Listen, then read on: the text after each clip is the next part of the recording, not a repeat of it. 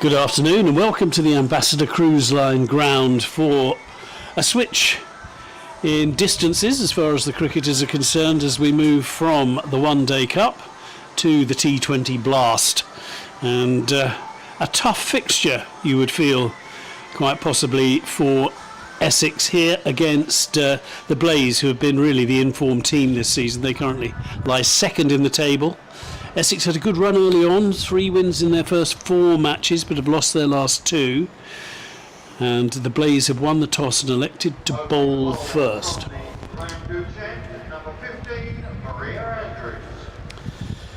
So it will be Maria Andrews to get things underway from the Graham Gooch end for the Blaze,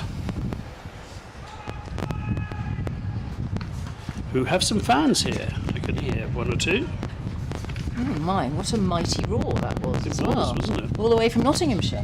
Yeah, sound carries. Maria Andrews, 18. This is her 4th T20 Blast this year. And a very nice late cut, though if a slip had been there it would have been interesting. And good running means they go through for 2. Good work. As making her Essex debut, we think, this afternoon. Cutting that first one away for 2, Bryony Grass.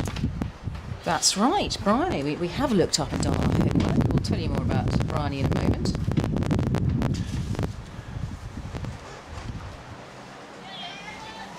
Cut away powerfully, but straight to the fielder. Yeah, she's been playing Worcestershire Women and has quite a good streak of scores. 51 not out was her last score for Worcestershire in League 2 in the Blast.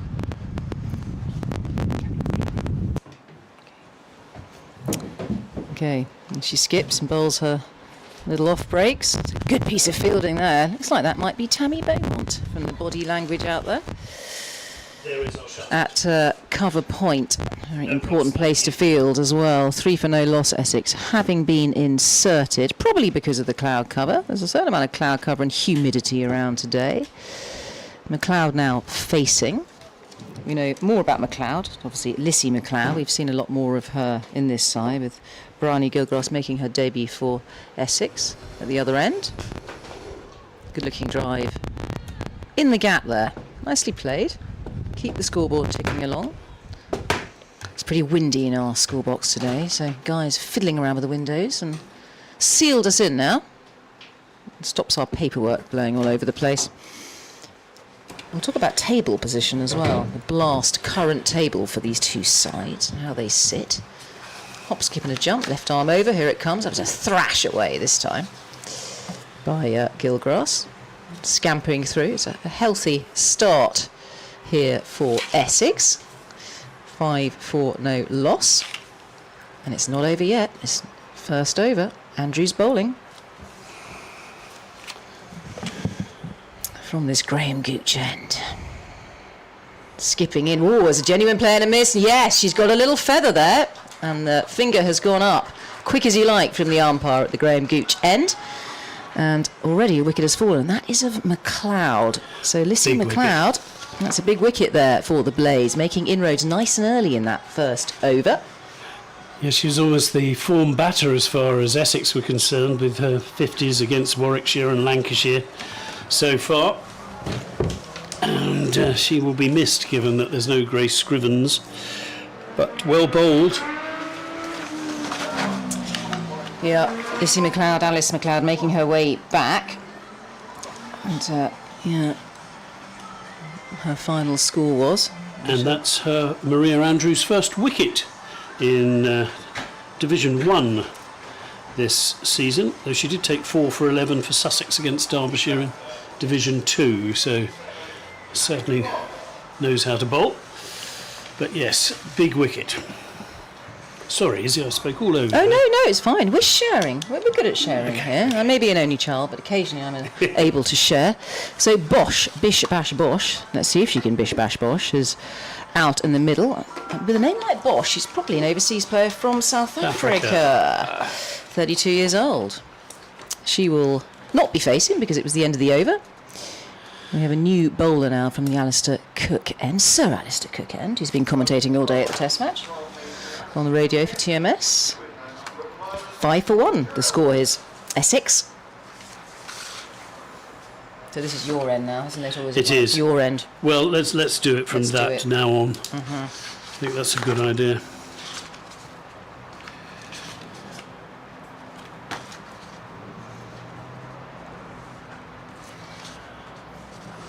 That's a really nice shot.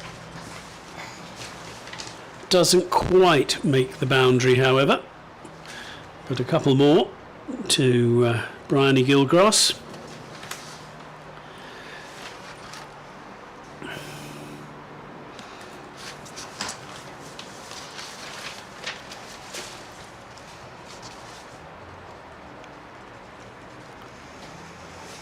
Didn't know so much about that one though. Well bowled.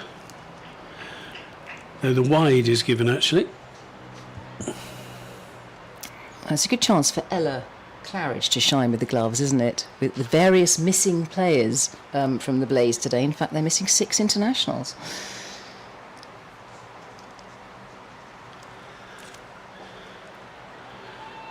And Sarah Bryce sometimes takes the gloves, doesn't she, for the Blaze? And also, of course, Amy Jones, when she's available. Yes, seldom available, not on England duty, will take the gloves when she's out and about for the Blaze.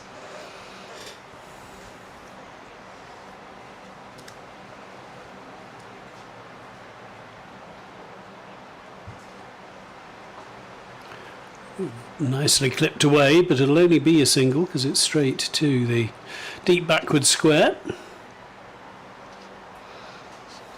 I think the players will be mightily relieved it's a little cooler out there. I know we are as commentators because it's a little bit of a greenhouse effect in our commentary box, and there's a breeze, and I think for the players it's a mighty relief that they're not quite so scorchio today.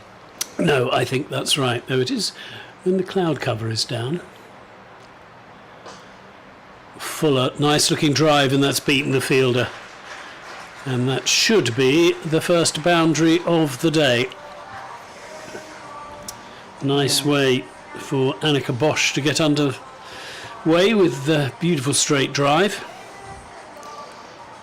Yeah, she's very experienced, isn't she, Annika Bosch, 32 years old, all-rounder, wealth of international and domestic experience. She's played in the Big Bash for Brisbane Heat. 4 Test matches even to her name. Yes. There's a rarity. Yes. Flicked away into the leg side, it'll be another single. Yeah, 4 tests, 36 one-day internationals and 14 T20s for her country, Georgia Elvis.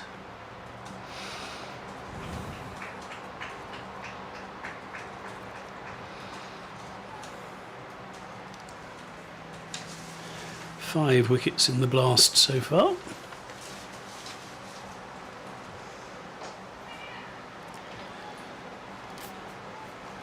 Again, nicely played, very comfortably played, and that's a good over. 10 runs from it for Essex, which after losing that wicket in the very first over they could do with. Bit of 80s music. Name that tune, Guy. Well, it's Nice Duran Swindles is Duran. very good, yes. It's quite an easy one, really, isn't it? New Moon on Monday. Well done, you got the song. New Moon on Monday. Yeah. We're jumping about the decades, aren't we, at the moment? Bit like the State Fair. Yesterday I went to the festival here in Chelmsford, the music festival. It was a lot of fun. Saw Razorlight, Elvis Costello. It's a good lineup. Skunk Annecy. And Nancy. I want to say Annecy because it's a lovely place in France. We've got a new bowler. We have. That was quick. Changing up the bowler. Maybe they're going to change ends. Well, it's going to be Not. In comes Not, right arm over. And wow, that is in the air. It's catchable on the boundary. Yes, it will be caught. That was straight down the throat of deep mid-wicket down there in the shade. And not the wisest of shots. It came out in the middle and it was travelling, that ball, but in the end, a relatively easy catch. Didn't really have to move much, the fielder out there, and is taken cleanly. And that will be the end of... Is it Bosch who's gone? No. No, it's Gilgrass. It's Gilgrass who's gone for 8. Gilgrass has gone for 8. Not the best of starts here for Essex, having lost the toss and being forced to bat. At the moment, wickets falling. Wickets are tumbling, having lost 2 already inside of 3 overs as well. 15 for 2 Essex. Gardner is the new batter coming out and just busy doing her warm-up act. And the blaze at the moment all over Essex here. Yeah, I do feel slightly for Bryony Gilgrass though, because she went for the longest boundary in the power play as well. Yes, she picked out the fielder, but it was almost it's a risk possibly worth taking at this stage. But a terrific start for the Australian Charlie Knott. And a change of bowling as well. That's played right under the eyes here of Gardner. Cautiously lets the ball drop in front of her. Charlie Knott, another seasoned player for the Blaze. Plenty of talent out there on display today. Yeah, she's a big favourite at the Brisbane Heat, isn't she? That's right, and a bit of experience in England too, hasn't she? She played for Hampshire last summer, hit 550s for them, so we know she's a strong all-rounder, 23 years old, bowling off breaks here. Overseas, from Australia. I think she's played for Australia A, hasn't she? In she comes. Always a play and a miss. I don't think there's a feather here. The wicket keeper is interested, but umpire is not interested. Wicket keeper being Ella Claridge. Wants to show off her skills today. She won't get very many opportunities to take the gloves, Ella Claridge. We've got an aerial. This time it's safe. That's a lovely looking shot there. Just over the top. That's what you need to do in these power plays, as first 6 overs, is to break that ring, and going aerial is the perfect way to do it with only 2 fielders outside of the ring.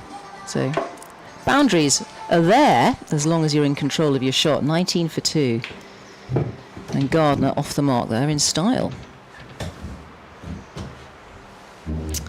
Here comes the Oz knot. It's a little bit shorter this time. It will be, I think, just a single as they trundle through. Again, it's a bit of rebuilding that needs to be done. You don't have much chance to rebuild in T20 cricket. You just have to get on with it and get on the front foot and try and dominate. But the loss of those 2 wickets already for Essex. Now, a little bit of trouble out there. Indeed. Run rate's not bad, but it's those 2 wickets so early. Yeah, that catch was taken by Jones. It must have been Emma Jones out there. She made it look very easy because she was right on the boundary. She's in for Charlie Phillips. It's the only change, actually, to the Blaze team from their last T20 battle. Already taken a catch. Well, they keep jumping around with the bowlers, don't they, the Blaze? They Lucy do. Graham in.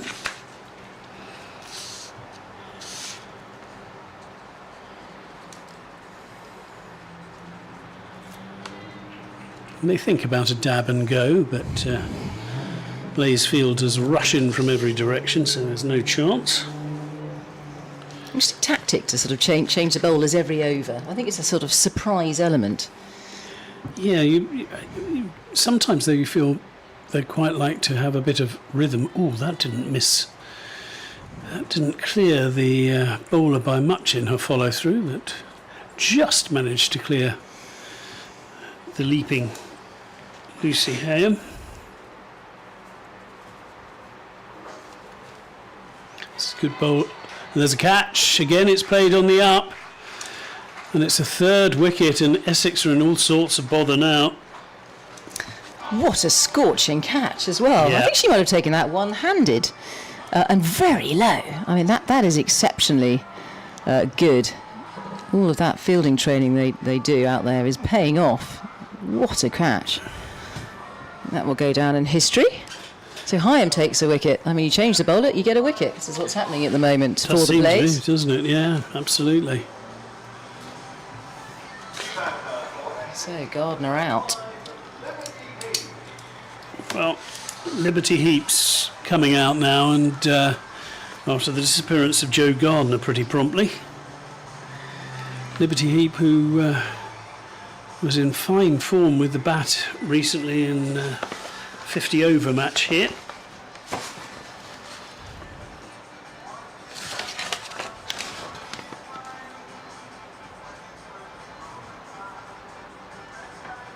She smashed a very impressive half century. Yeah, 75 in her last one-day match here. Now she's stepping up to the T20.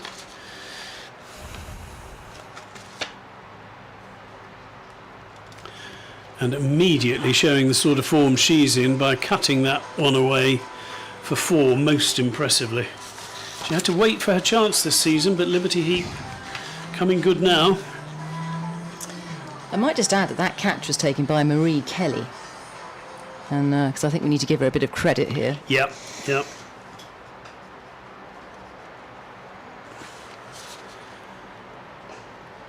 A little bit of air there, but nicely coped with by Liberty Heap. So he's going for 5. Joe Gardner.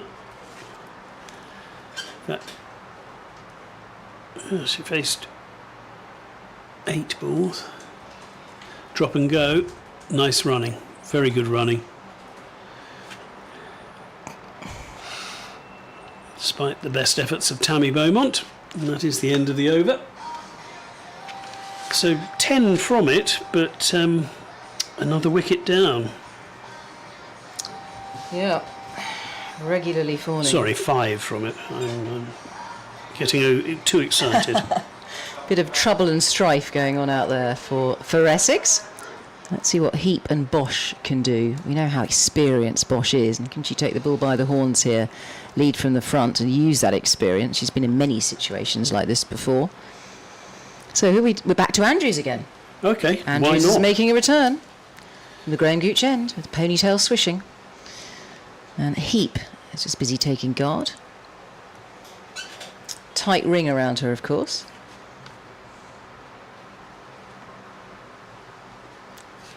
And back to left arm. That was slashed away. Didn't get hold of that. A bit of bottom edge on it. Yeah, she didn't really time it, did she? 25 for 3 here, Essex. And the Vitality Blast, League One. Bowling quite wide of the crease, but again, that's sort of coming off the top half of the bat and not finding the middle at the moment. Heap. Never want to get bogged down in 2020 cricket. That's when mistakes are made. Plenty of flight this time. That's a nice looking shot, but finding the field, as it's so hard to pierce the ring at this stage when you're in the power play. Frustration building up a little bit here for Essex.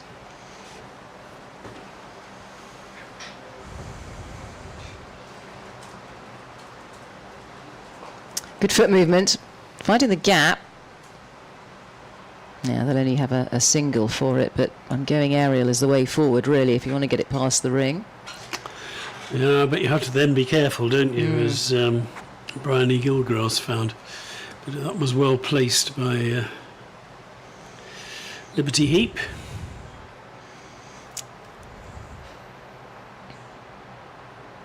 Here's the South African facing now. It's quite a good length. Finding the fielder backward of point. Looking composed out there, Bosch. She's surveying the scene, she's eyeing up the gaps.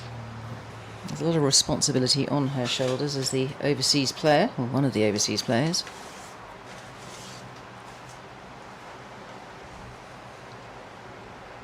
Whoa, there's a genuine play and a miss there. Bit of extra bounce as well. I think that hit the seam nicely. Really good over. Yeah, welcome back to Andrews. So that's Andrews' second over because she was taken off for an over. I mean, it was worked, this juggling, wiggling around of bowlers. 2 overs, 1 for 6. Andrews' figures. Looks as if so I think Charlie Knott's changing ends. I think that's what's occurring. Number 26, Charlie Knott.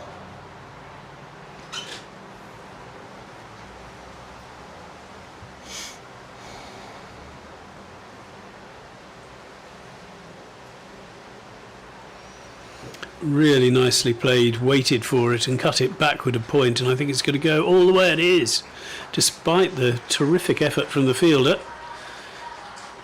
Really good shot from Liberty Heap. Well, we know that Essex are bereft of certain players, aren't they? They'll miss their captain Scrivens and Jodie Grucock as well, who's been in fine form. And Sophia Smale. So yes, three of their bigger hitters. A little bit of a mow there from Liberty. Agricultural. Yes, her eyes lit up, but it wasn't quite there for that shot. But she got enough of it safely to Tammy Beaumont.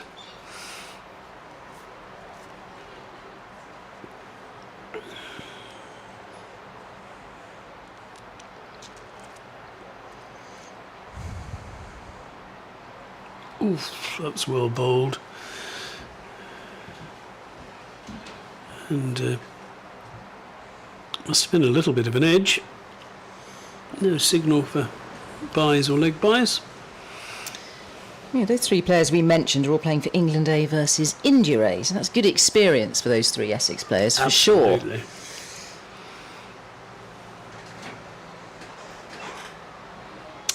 Just waits for it, dabs it to point. And Annika Bosch, I think, is feeling that someone has to stay there.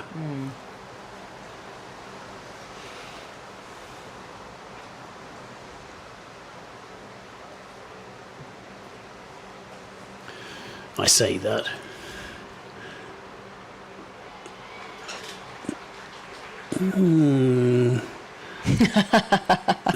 Interesting one. I thought the fielder's feet were over the... Lucy Hyam's feet were over the boundary when she stopped that. I think she's a bit not sure either. Well, the umpire at square leg's got quite a good view of it, closer to that boundary, of course. I haven't quite worked out what's been given. Don't think I saw a 4 signalled. No. 2. So they didn't allow. didn't- You're right. They didn't allow the boundary. No. 2 runs. I think that's 7 off the over, that one. Yep, Yeah. Just trying to Should- pick up the pace a little bit, Essex. quite possibly should have been 9, but I think that was the right decision actually on the boundary.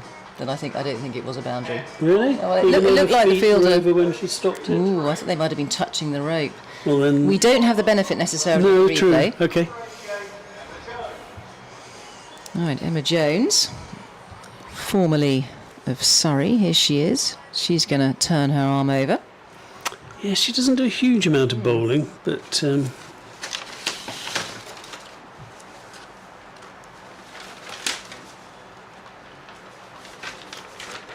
taken a couple of wickets. She bowled for England A the other day as well. Here she is, pumping her arms, bit of medium pace. Crisply driven. There's a misfield. They're going to run on a misfield here. Hurry up, though. Hurry up. In the end, a comfortable single. Well run. Apologetic arm goes up from the fielder. Emma Jones, she offers quite good middle order runs. Oh, she's Part of her attraction. she scores very quickly as well. She has struggled a little bit for consistency, hasn't she, in the past, and control with her bowling, but I'm sure she's been working hard at it. No, absolutely. Let's see how she performs today. Nice tidy run up.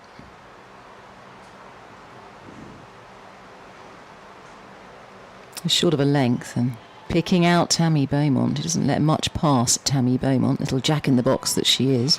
Duracell bunny rabbit. Other batteries are available. That's all right, I'm not working for the BBC. So No, you can just say mention what I like. say what you like. Do what I Fine. likey. Just make sure no other batteries are...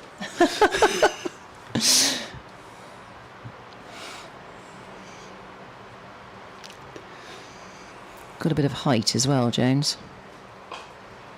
That was in the slot for driving, and that is what has happened. Well executed there from Bosch. And Really a was, lovely wasn't it? traditional drive in the V. It was. Classic. It was really nice. And it was one of those shots where you thought the fielder's got a chance, and then the ball just kept speeding up and speeding up, and beautifully timed.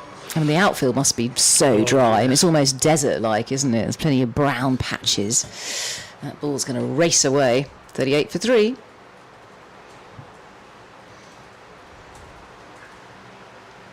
Ooh, sure. A little bit quicker. That And was well taken Claridge there. that was sharp. Very sharp. Didn't get up much. I think the batter, Bosch, was expecting that ball to rear up a bit, but it didn't really get up. Wondering if you had... There's a bit of rain last night, wasn't there? I know, because I was at the music festival and it started raining. Yes, there was a bit of... We were sitting outside and it spat for a bit where we were. Make a difference, can't it, to bounce the ball? Even though they're covered, of course, it can still make a difference. Oh, that's really sure. It might well be a wide. That was a little bit over-exuberant, I think, there from Jones. She did get it to bounce, but just too much. She really did. Yes, and too far outside off stump as well, I think. Wasn't in the radius of Bosch there. Well, she had a little nibble. She had a go at it. She thought free hit practically here. But Naeem Ashraf, the umpire, and a few other choices, I think. And fine leg is on the ropes as well. So look out for that. Oof. Whoa, Tammy Beaumont not too far away. And in the end, that's threaded through beautifully off the bat of Bosch. And Tammy Beaumont was pretty close to that. Yep. We've got our replays now. Let's have another look. Oh, that's tantalisingly close, isn't it? To the fingertips of Tammy Beaumont. Heart in mouth, I think, for a moment there for Bosch. But runs, and up to 10 off the over, and we've still got a ball left. And of course, we're out of the power play as well, so different field setting. Jones really bending her back here. That's a good length from Jones. That's variations in this over from her, really varying the length and speed of the ball. 43 for 3 at the end of the 7th over. Yes, she bowled pretty well. He quite deserved to concede a 10 concede over that one. But well played, Annika Bosch. Right, we're having another change, obviously.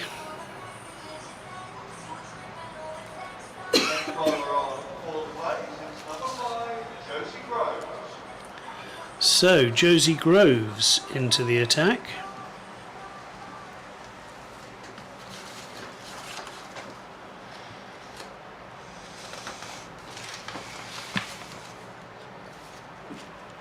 Played just the one blast match this year.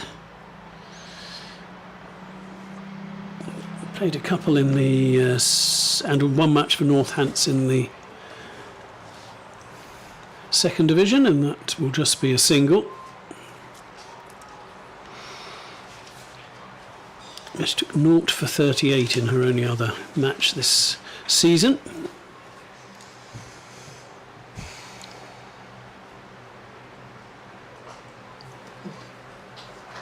It's a really good shot. It didn't seem to be that over pitched and was driven away and dispatched by Annika Bosch. Let's watch this again. Absolutely cracking shot.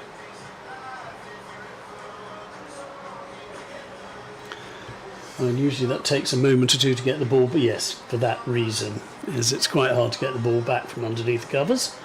The ground staff have managed it. Really positive foot movement there. Dancing feet from Bosch to get to the pitch of the ball. That was struck firmly.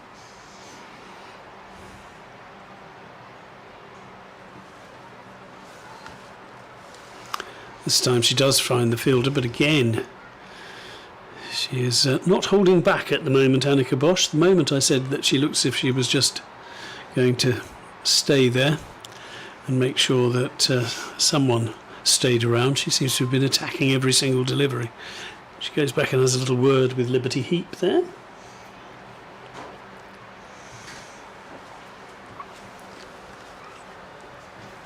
Clipped away, and that's another very fine shot. These two are playing well. Because again, it's not as if these are short or they're having to do all the work themselves to make the runs. And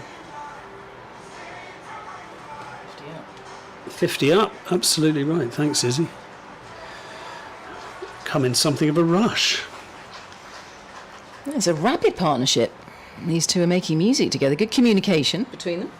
Yes, they've scored 28 pretty briskly.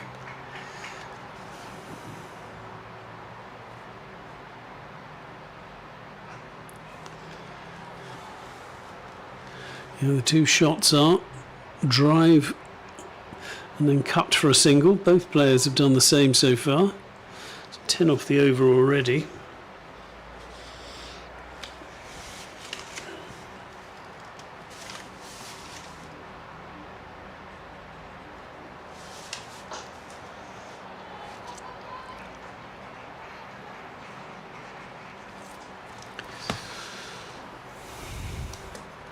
That is the end of an over. That has been a productive one as far as Essex are concerned. 12 runs from it. 55 for 3 after 8.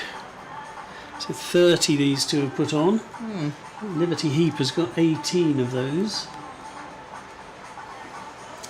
Yeah, interesting captaincy as well from Marie Kelly. I haven't seen her captain before. It's because they're missing, of course, various players. Their captain, Kirsty Gordon, away on duty for Scotland with the Bryce girls. Catherine and Sarah, all a Prendergast, the Irish woman, is also playing for her country. Nat Silverbrunt and Amy Jones away. So Marie Kelly taking the reins. Boy, does she like to juggle her bowlers. I mean, she's had to use 6, I think, already, hasn't she?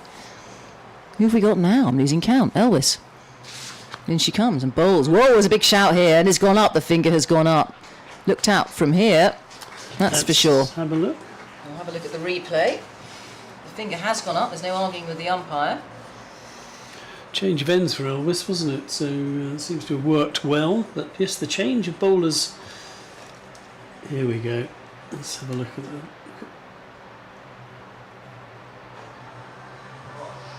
Okay, we'll see the replay in a minute. Well, certainly playing across the line, looking to work that into the leg side. And thudded, it looked like to me, onto the front pad. May have even turned it into a full toss onto the front pad, but I'm sure, well, here we go. Let's have a look. Oh, no, still we're not getting the replay quite yet. Not quite set up for that. We'll have to come back to it. But the new batter, well, we don't know who the new batter is yet. We just had the announcement. So it is There Emily you Bishop. go. On debut as On well. her debut. She's busy doing her warm-up.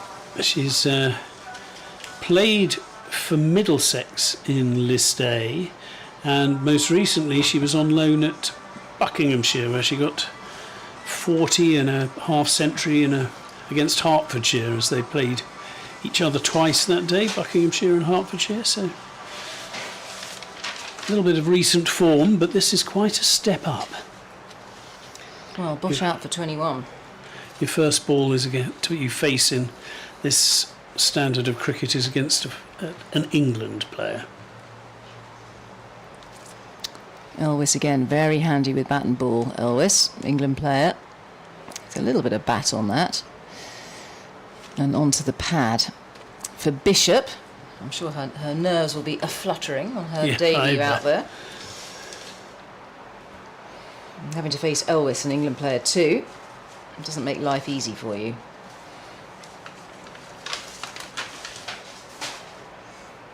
That should be off the mark. There's going to be a shot at the stumps from Tammy Beaumont. Pretty sharp, but makes a ground to the danger end. Liberty Heap. That was good play by Liberty Heap. She knew that Emily Bishop needed to get off the mark and was prepared to take on the quick single to Tammy Beaumont and time the run superbly. Right, well, Elvis took, I think it was 3 for 12 versus Lancashire.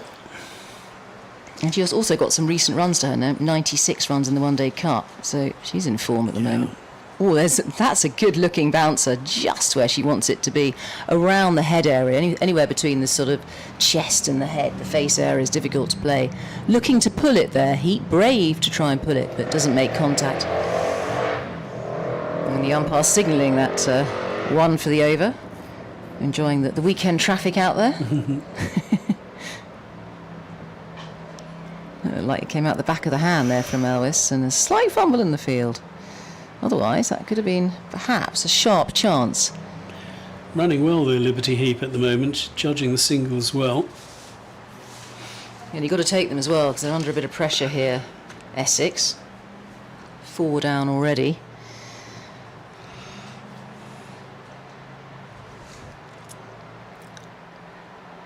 There are gaps, certainly. And Elvis almost having to field off her own bowling, runs all the way out there into the outfield. Yes. I think Liberty Heap just mentioning to Emily Bishop that she could take the first run slightly quicker if you wished. Good running in the end between those two. Well, they have a bit of a mother's meeting out there at 58 for 4. And welcome to the crease, Bishop, on her debut. I think we've said a few things about her before. She bowls left arm medium fast, but bats right-handed. Went to rugby school. Played one list A game for Middlesex, scored 12 runs, and that was back in 2024. And was selected for the Essex Academy in 2025 for the 26th season, and has played occasional Essex second 11 games. Yeah, it's good to see. We've got a decent crowd in today. We're just seeing some pictures of some people enjoying the sun and indeed the cricket, and hope Liberty Heap can stay there a while as far as the Essex fans are concerned. And Lucy Hyam is back into the attack.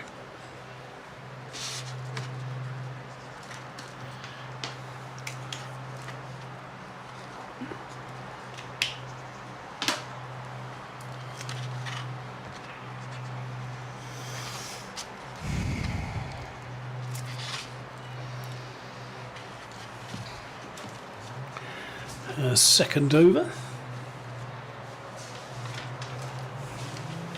Just 5 from the first and a single off the first ball of this one.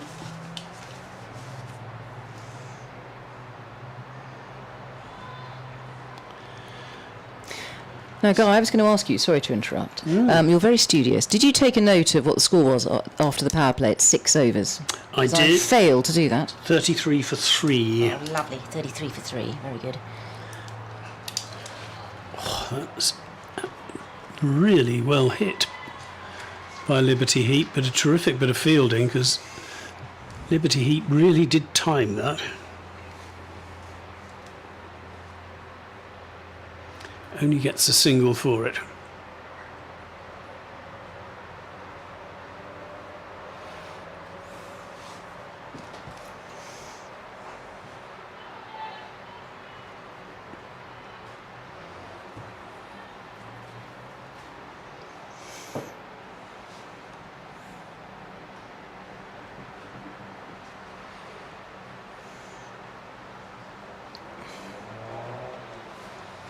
I see helped into the leg side for a single. Pretty good over so far from the Blaze and from Lucy Hyam. Just the 3 singles from it.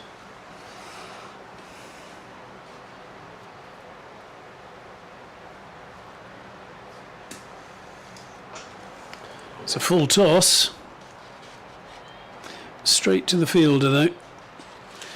And just the 4 singles from the over, so halfway mark. Halfway point, Essex 62 for 4. So well bowled. Yeah, that was a good over, wasn't it, from It the was. Blaze there. Just sort of taking back a bit of control and tempering that run rate. It's going at 6.2, and Essex know they've got to pick up the pace. It's a fairly staggered field, so it's quite hard to score a boundary now. We're out of the power play. But they are going to have to step on the accelerator a bit here at some point. Heap still there, though. 21 off 19. She'll be facing. And Elwes will continue. It's nice to have a bit of continuation from one Indeed. end. Makes our life a bit easier. Georgia Elwes.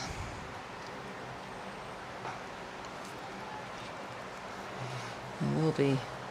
it's only kept it to a single there. That's good fielding. Tight fielding. A bit of pressure on the batters here. The Blaze getting that ball back in, cutting off that second. Could be crucial later on. Absolutely. No. Emily Bishop will soon learn how to make the most of as many runs as possible. Oh, look at that. That surely is a wide. Umpire doesn't think so. Says it's a bouncer. I don't think the batter there, Bishop, is too impressed by her body language. I'm slightly surprised, I have to say. As long as he's as generous to all the bowlers, then that's fine. That did flirt with wide. Yes, was it within her orbit? I'm not sure about that for Bishop. But anyway, back to business now. Oh, it's in the air momentarily, but it will be 4 runs. Rocks onto the back foot. It's risky. It was in the air, but gets through the ring, and in the end it's hit so hard there was no problem, and that has found the middle of the bat there for Bishop. And a much needed sense of relief for Essex, because that pressure was mounting up for them. They've been dealing in singles only, and you can't just deal in singles when you're batting in T20. We all know that. And a first boundary in her T20 career. In Division 1 anyway. Here comes Georgia Elvis again, and finding Tammy Beaumont there at backward square. Ball travelling on that outfield again. If you can get it past that ring, there's a good chance of a boundary if that ball can race away.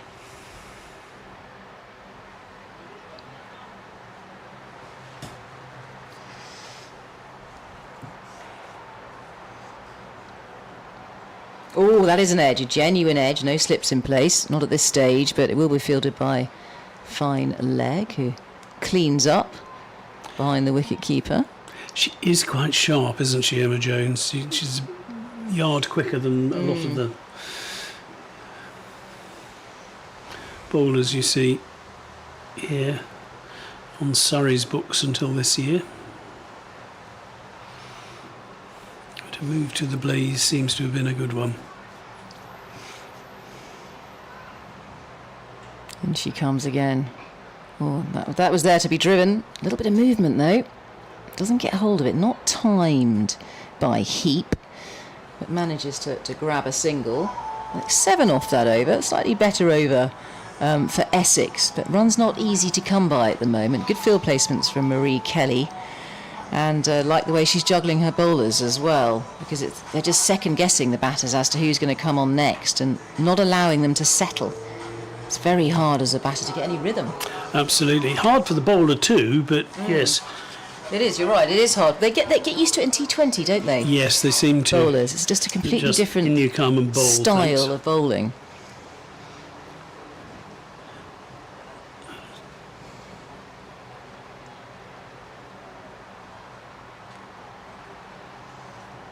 Charlie Knott back into the attack.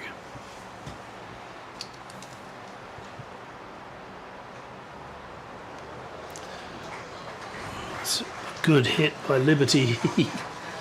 Well played. She really has, after having to wait for her to cement a place in the team, she really is delivering for Essex currently.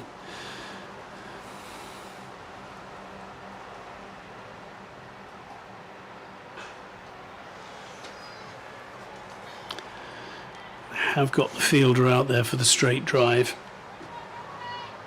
Only be a single. Liberty Heat moves on to 28 from just 23 balls.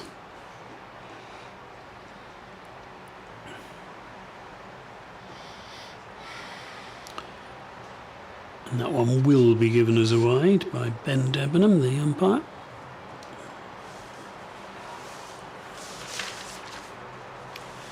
First leg side wide we've seen, I think.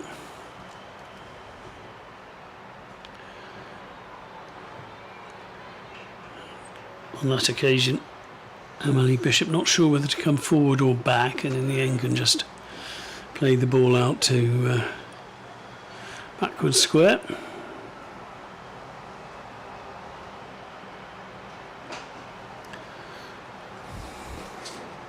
It's a full toss, but she can't find the gaps, so she'll have to settle for a single. Very positive footwork again, turning that into a full toss. But she's cross with herself because she, having done the hard work, she then couldn't find the gap.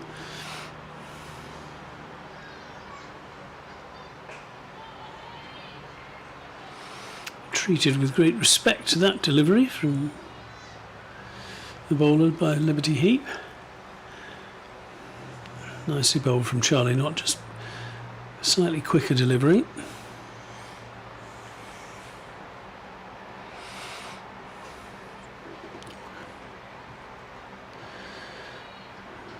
what in the end was a leg side full toss, only goes for a single. So again, slightly missing out, but 8 from the over. Yeah, really need to find the gaps when you get those juicy full tosses, don't you? And take full advantage of them and cash in. So frustrating there for Essex. But Heap, top scorer by a country mile at the moment for Essex. They had 29 off 25. So good strike rate as well. Yes, it's not a bad fight back when you consider they were 25 for 3 in the fourth. Anthony Graham Goodson, tracking ball number 15, Maria Andrews. Right, she's changed ends. Trying everything here is Marie Kelly, the skipper. So Maria Andrews. She's bowled really well so far. Yeah. 2 overs, 1 for 6. Oh, a very tight economy. There he is, left arm she comes. It's in the air. Oh, that was a drop. That was a drop. That was at chest height. Should have been taken. And instead, Essex will get away with 2 more runs. A Heap certainly was that came off her bat. Let's just watch the replay. Oh, it's too casual, wasn't it?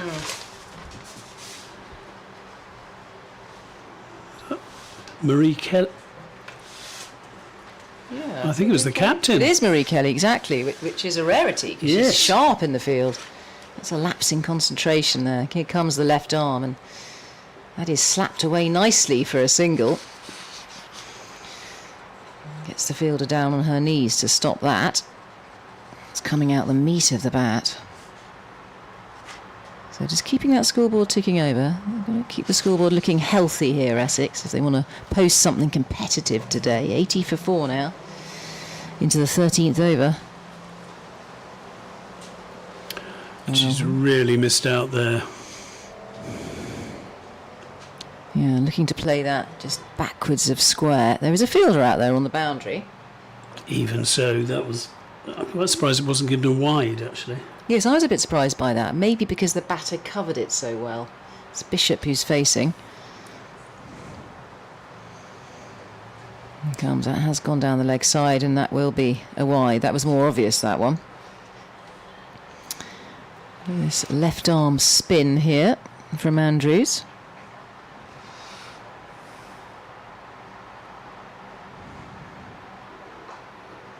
This left arm around to the right-hander, looking for a bit of turn. Keeping it tight now. 4 off the over so far with the wide.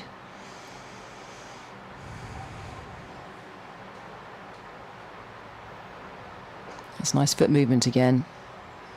It'll only be a single though. It's a well-placed field. This time Marie Kelly makes sure she stops this one. Flings the ball back in. No, Liberty Heap. The only Liberty I can think of is Liberty Valance. Lovely song. The man who shot Liberty Valance. James Taylor sings that very well. Left arm around she comes, slashed away. Should be 4 runs. Yes, it will. Broken through the ring. Pierces the ring beautifully there from Heap. And gets another boundary to her name. James Stewart film, wasn't it? Oh, yes, you're right. Lovely replay. Finding the gap nicely, Heap. That'll be her 5th 4. He's now on 36, dealing in plenty of boundaries. And certainly the hope at the moment is on Heap and Bishop, who are forming a bit of a partnership. That last wicket falling on 55. Yep, 31. Better have a change of bowler then. Looks like Lucy Hyam back into the attack.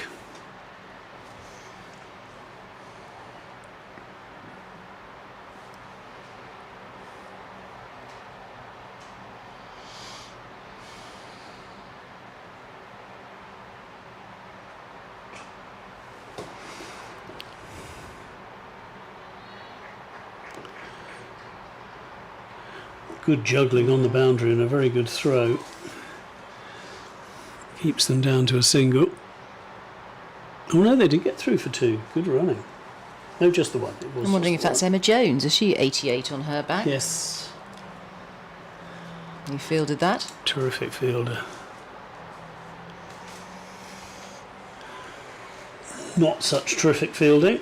goes through the cover fielder and will go for 4. I think that was Prisha Thanawala who couldn't quite stop that one. That burst through the fingers, didn't it? She got something on it. Well struck though. Heap moves into the 40s. Make that 46.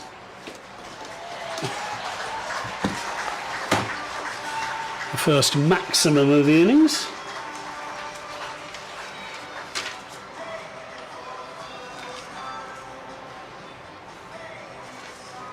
Dropped, of course, on 29.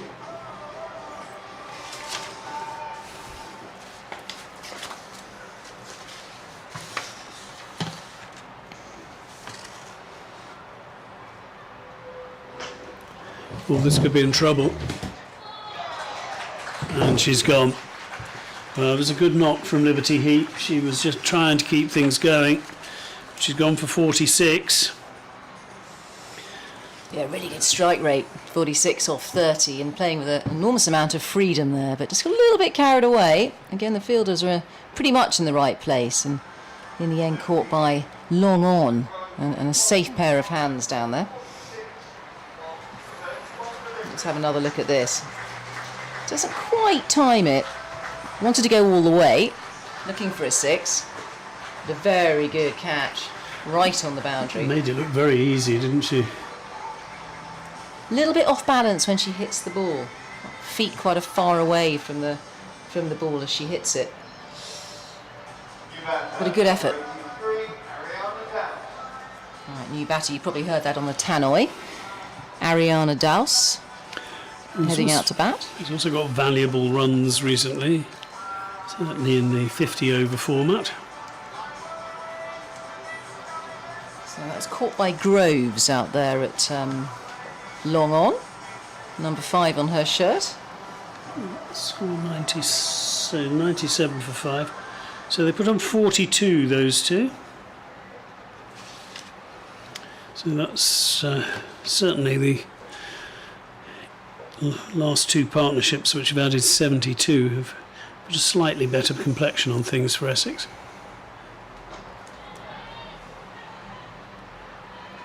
Tammy Beaumont with a professional stop at cover.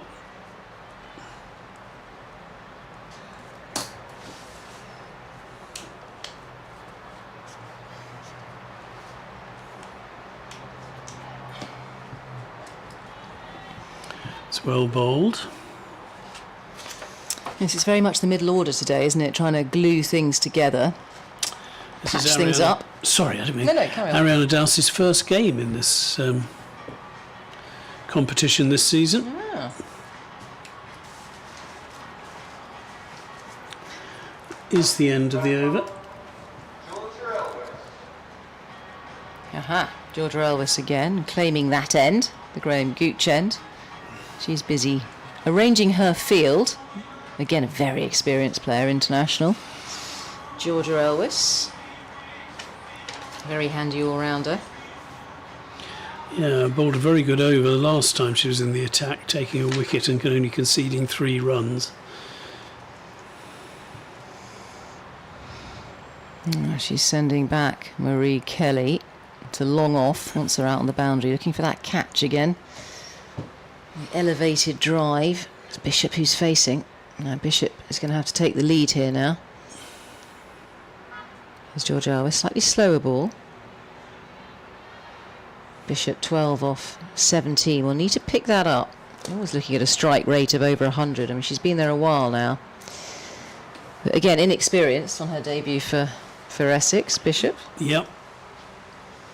Only 18 years old. I wonder if she's still at school. She might be. There will be a run here off a misfield. She's got her fingers to it on the follow through there, Georgia Elvis. But there's only ever one run. Just a single so far. 98 for 5 Essex.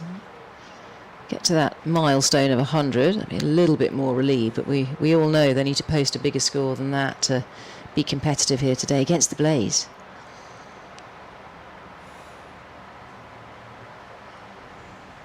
Elvis, look at the short one. Didn't really take advantage of that. It was short and wide, and Douse, the new batter, didn't really see it early enough. You really want to play those a little bit later, just find that gap.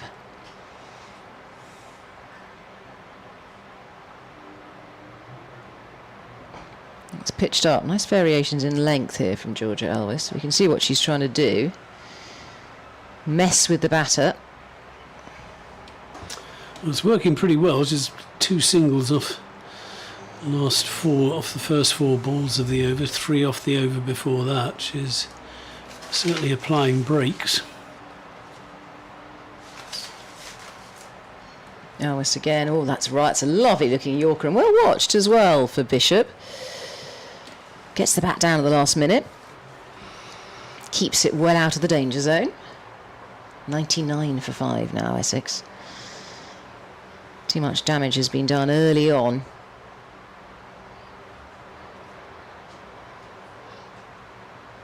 Elvis on the hunt. That's a good shot. May only be a single. Will it be 4? It's going to be 4 runs. It's well placed. Bisecting those fielders at deep mid-wicket and long on. Really well placed. And a fast outfield as well. A couple of bounces. No, really important that, because if that had just been 2 runs off that over. And Douse swing 25. She's had some scores, certainly. She had a 43 against Yorkshire, 69 against Surrey in the One Day Cup. Yeah, she was scoring. She was coming into her own in the One Day Cup. She took over from Amara Carr behind the stumps as well, and her batting picked up pretty dramatically. So who have we got coming back into the attack?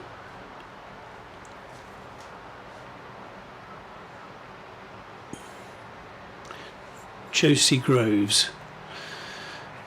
It's just bowled the 1 over, and I think only gone. She went for 11, that's right, in her first over.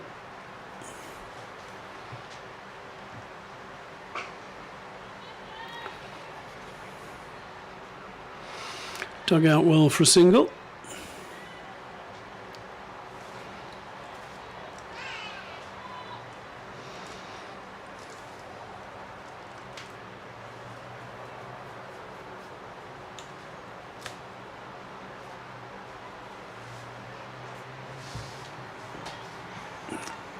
I think it'll only be 1.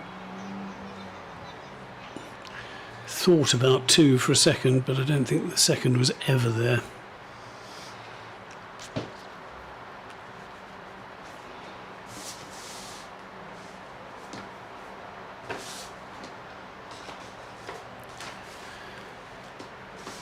Now there's interesting.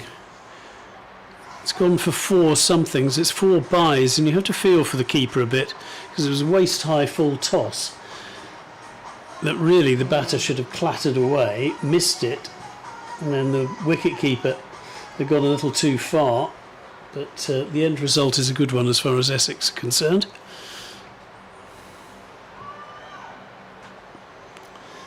Well, that's not a wide down the leg side, interestingly.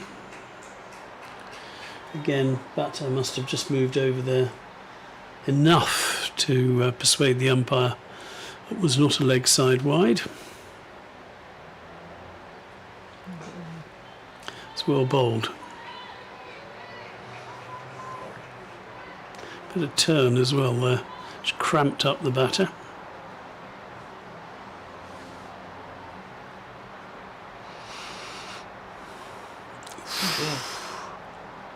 It's got to be close to it. It's a no ball. So it's a no ball they've run off, so this should be a free hit.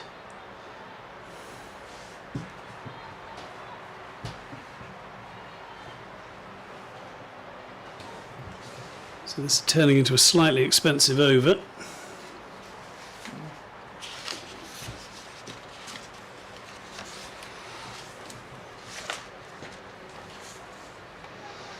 Nine from it so far, and this is a free hit to finish. And the attempted reverse sweep is missed, So nothing for the free hit, which is a bit of a waste. But 9 from the over anyway. Yeah, that was a great big full toss. Gave away a few runs there from the leg spinner. Always difficult to control leg spin. Perhaps showing a little bit of inexperience as well. But let's see if Elvis continues or whether they're going to change the bowling. Oh, they are. Maria Andrews is back on. For her final over. In, out, shake it all about. Yes, it will be her final over, you're right. With her left arm round the wicket and making room. Depth of crease there for Dowse. You've got to be inventive when facing the spinners and just try and get on top of them. It's only a single though. Bishop facing now, and Bishop knows she needs to attack here. Nice foot movement. Bless it. Oh, there we go. Got that out of my system. Yes, there are quite a lot of pollens apparently with this heat wave at the moment. We're all a bit snotty and grotty, aren't we, in this heat wave? Turns that into a full toss. It's in the air. It's one bounce before it gets too long on. In a way, nicely timed. Yeah. Not down the throat of the fielder. And Fielder did well because it was one of those where you could see she thought, should I run and try and catch it or just keep them down to a single? that's a hoik. It's an effective hoik from Dowse.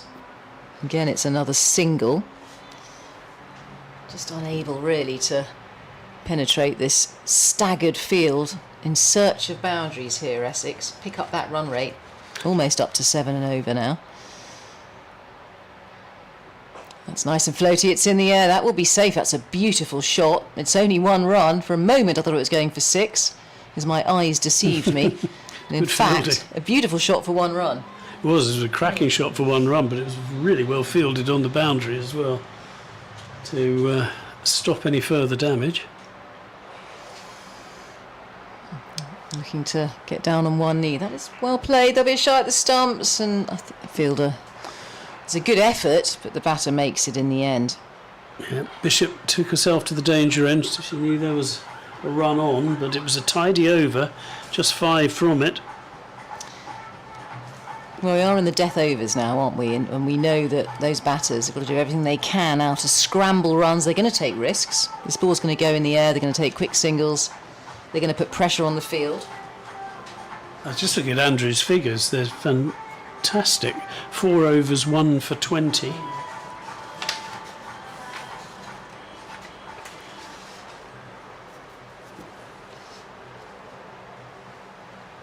Yep, first wicket of the season and her best figures for the season. That will be a single of some description.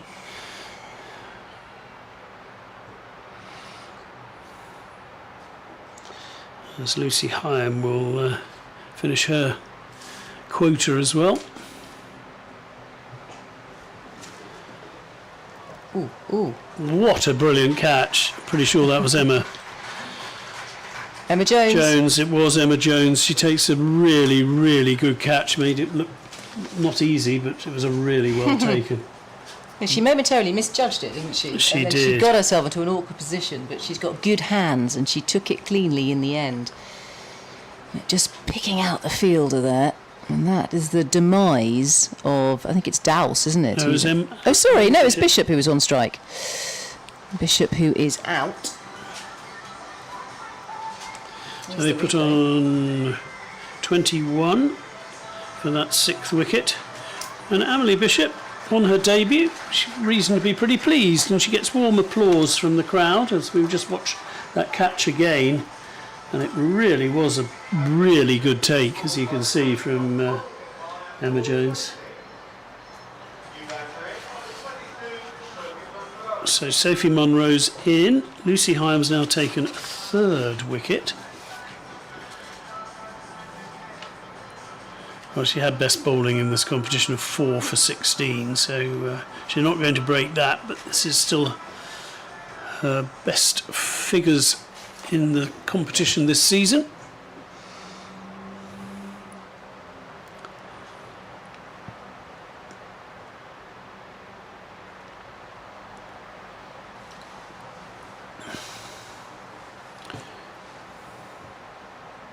Round the wicket, which is why it's not LBW, I would suggest. Takes it out of the equation, doesn't it? A lot of the It time. makes it very hard to be given, that's for sure.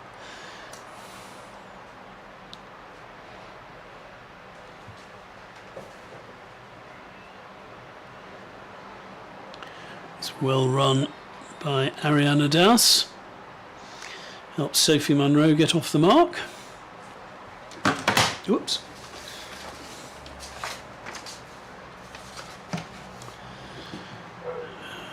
She's got a high score of 4 in the competition this year. And this has somehow managed to sky over the bowler, who looks slightly miffed by the fact that she couldn't get back and pick up a 4th wicket. Not really timed by Douse, but she gets away with it.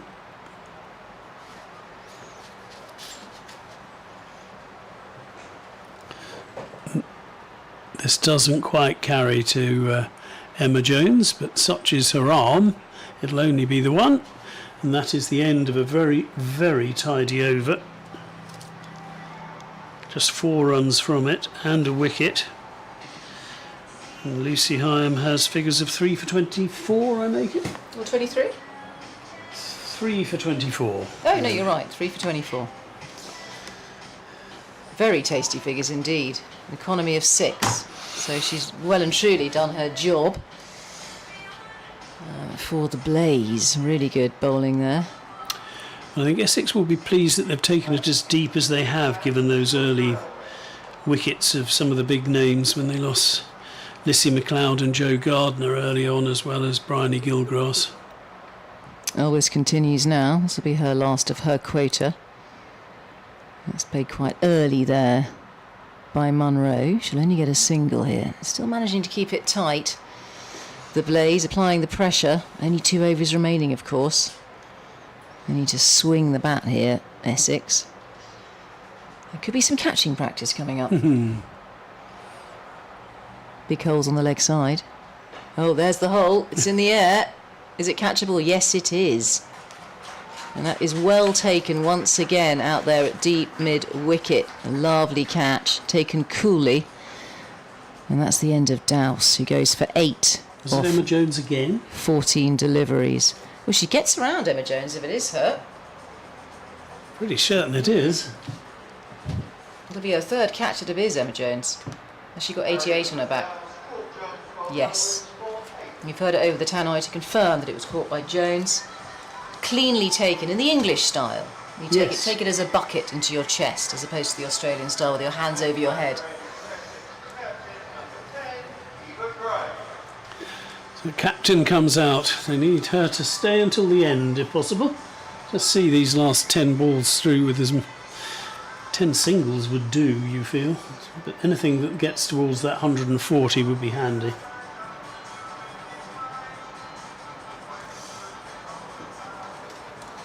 Yes, Elvis is figure now 2 for 20, so she's got lovely figures as well. She'll be hunting that extra wicket. It is her last over.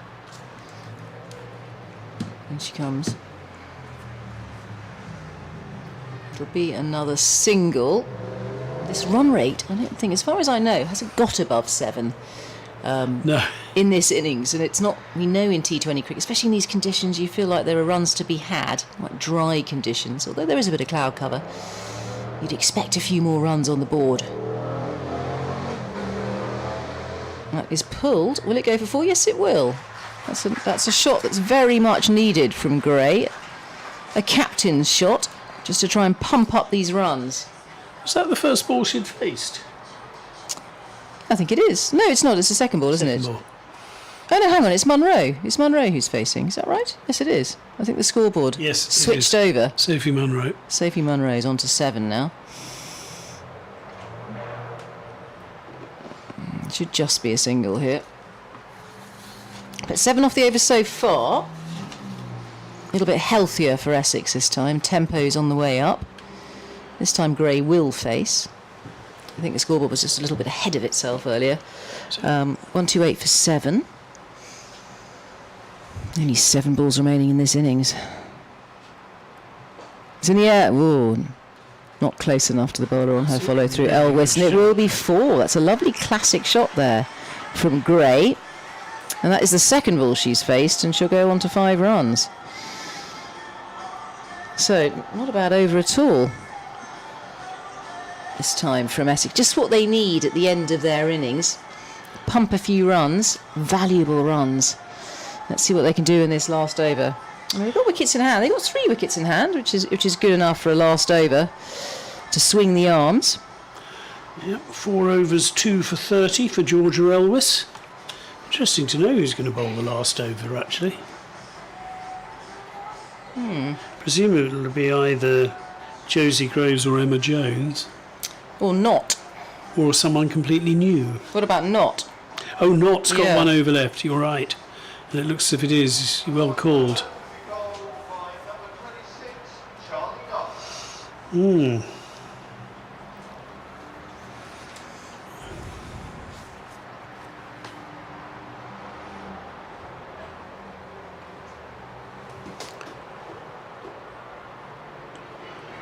It's a really good shot for 1 again. It's well fielded on the boundary. Yeah, they've well and truly got the maximum number of fielders out on the boundary, all 4 of them.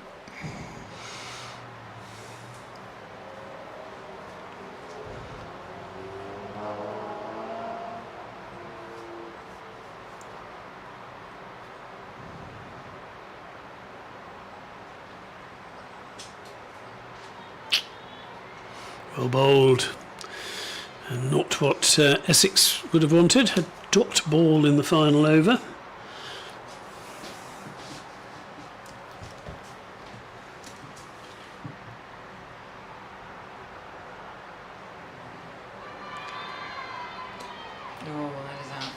What's that? Stumped. I think that's stumped. So Eva Gray goes for 5. It's a very good final over from Charlie Knott.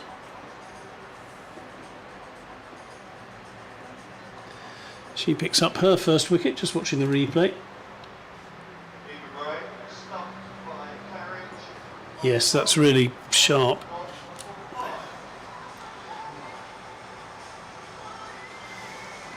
It's time for Claridge to show off with the gloves. This is her golden opportunity with players away. The likes of Sarah Bryce and Amy Jones not in the side on international duty. Here comes Kate Kopak to the middle. Yeah, and that was a good piece of wicket keeping as well, because she would have caught that ball really late because Eva Gray was moving around a lot in front of her. She made it look very easy in the end. So Kate Kopak got a high score of 7 not out in the competition this season. And that's a run out. So 2 wickets and 2 balls. And this last over not going well.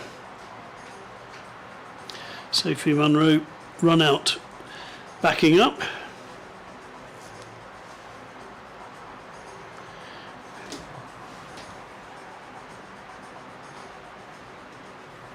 Very calmly done.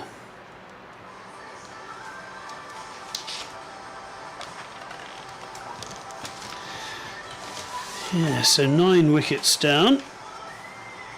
Esme McGregor will come out now. And a wicket is a dot ball, of course, for the Blaze. And that's exactly what they want, just to stop Essex in their tracks here in this final over. The penultimate over was healthy for Essex, but this one is a bit of a collapse so far. Well, it's just the 1 run so far. 1 run, 2 wickets. Yeah, 2 balls left.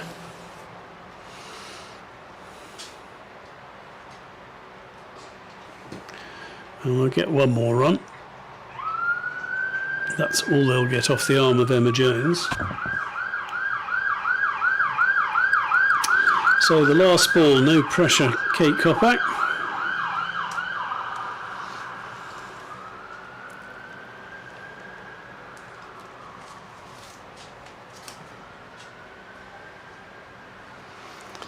and they should try for 2. In fact, that was pretty well placed in the end, and they'll get 2 easily. But very good final over from Charlie Knott, just 4. Essex finished on 136 for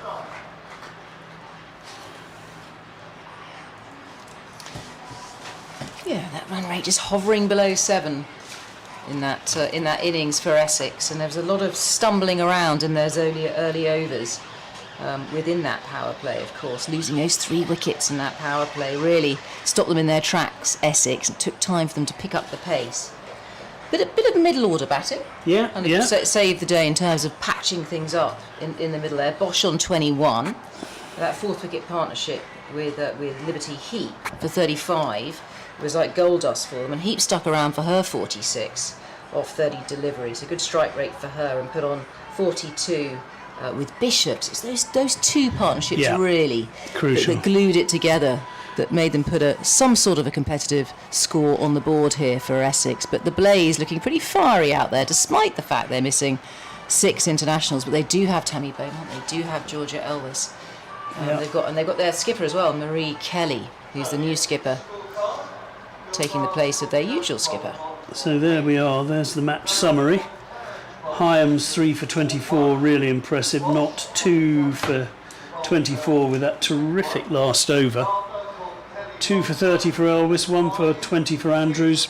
It was all good stuff, but Liberty Heap, hats off to her. She came in when the score was 25 for 3 in the 4th over, and made sure that at least there'll be a score to defend as far as Essex are concerned. And the other good news for Essex was they actually batted out their 20 overs. So we'll be back to see if the Blaze can reach the 137 they need for victory.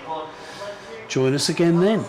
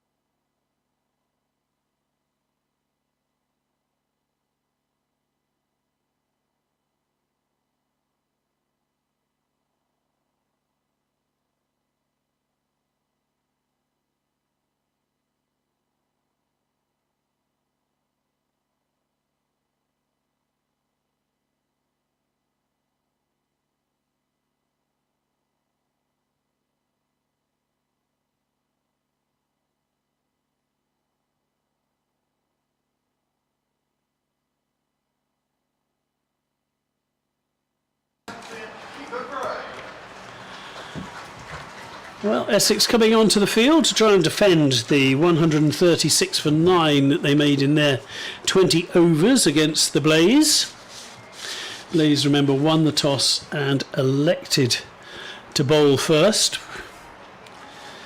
And after slumping to 25 for 3 in the fourth, thanks to Liberty Heat leading the way, they did use up their 20 overs. But it is the Blaze skipper Mary Kelly and the England legend Tammy Beaumont who come out to open for the Blaze, which is ever so slightly intimidating if you're a bowler. That was just the word on the tip of my tongue. Intimidation, especially Tammy Beaumont struts out there. Yes. She looks very busy, doesn't she? And very much in charge of herself. Very compact. Just going through her routine. She looks like an international. Marie Kelly, of course, highly talented, and the skipper of the Blaze this time, the stand-in skipper. Kirsty Gordon on international duty. Yes, absolutely. This is a 151st T20 match. 110 50s. Oh, Munro's just pulling out of her... Are we going to swap ends, do you think, here, Guy? I can't remember. Yes, I'll do Graham Gooch. You do Graham Gooch and I'll do Sir Alistair Cook yes, end. Have a. I'll take the younger end then. Yeah. And I'll take the older end. And the knighted end, actually. Yes, Yeah. the benighted end, yes. And it will be Sophie Munro. And she starts with a wide. It's a little bit frustrating. Got to slip in Essex. Lissy McLeod in at first slip.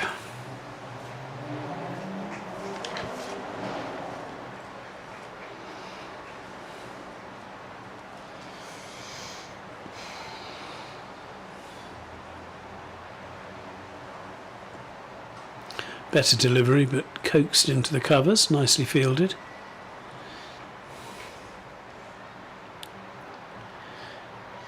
They've got to bowl so tightly here, haven't they, Essex? They can't afford extras. And, of course, on the hunt for wickets as well, but they need to stifle the Blaze. I mean, it is an intimidating lineup, despite the fact they're missing 6 internationals. There's still some very good batters in that top order for the Blaze.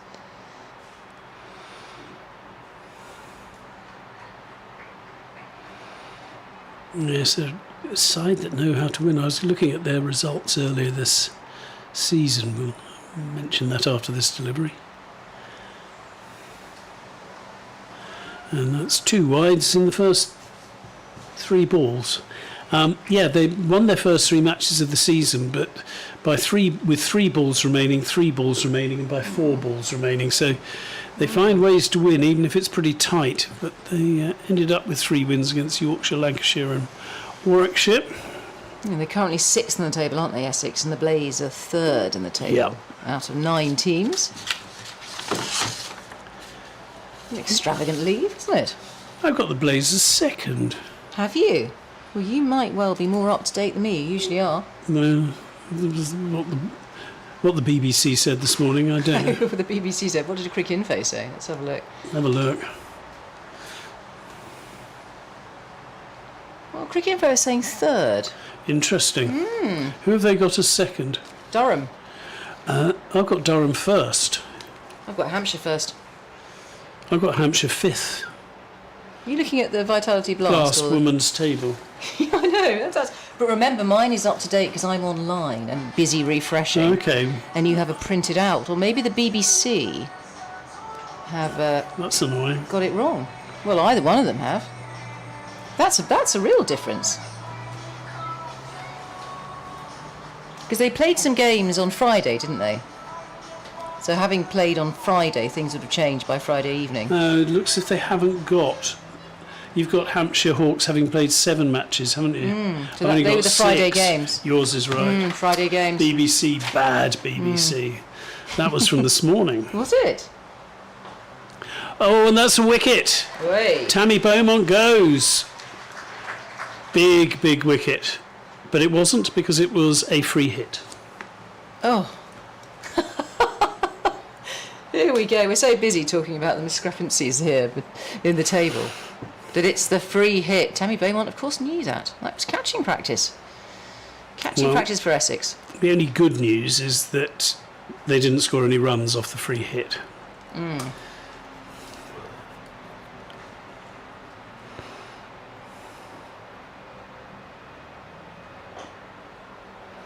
It's good running by Tammy Beaumont. She was running to the danger end and she was off immediately.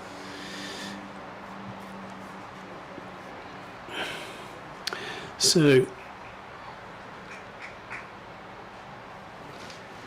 2 wides, no ball. Hasn't been a great first over for Essex. It's going to be a long over for Essex.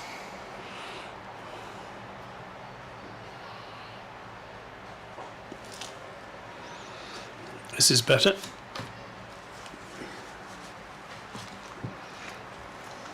Nine off the over so far.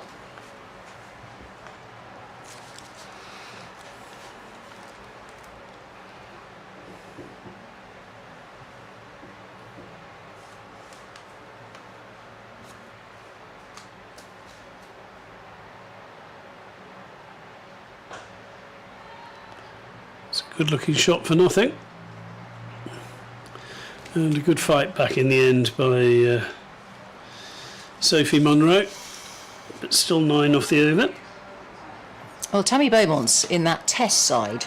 It's a very interesting looking squad. I haven't got it in front of me, but it's quite different from the World Cup squad. And I'd imagine because that test match at Lord's against India is so soon after the World Cup, a lot of players will need to be rested, particularly the all-rounders. I mean, that's if Brunt is playing, but people like Freya Kemp and Danny Gibson are not, because they'll need a good rest. But it's an opportunity for Tammy Beaumont to come back into the side. That will be her 12th test match, yes. Which is a lot of test matches as far as women are concerned. Absolutely. They play them sporadically and only play them against certain nations. At the moment, it only seems to be Australia and India. Yeah. Right. Tammy Beaumont very much doing her dance routine out there. Lots of tapping.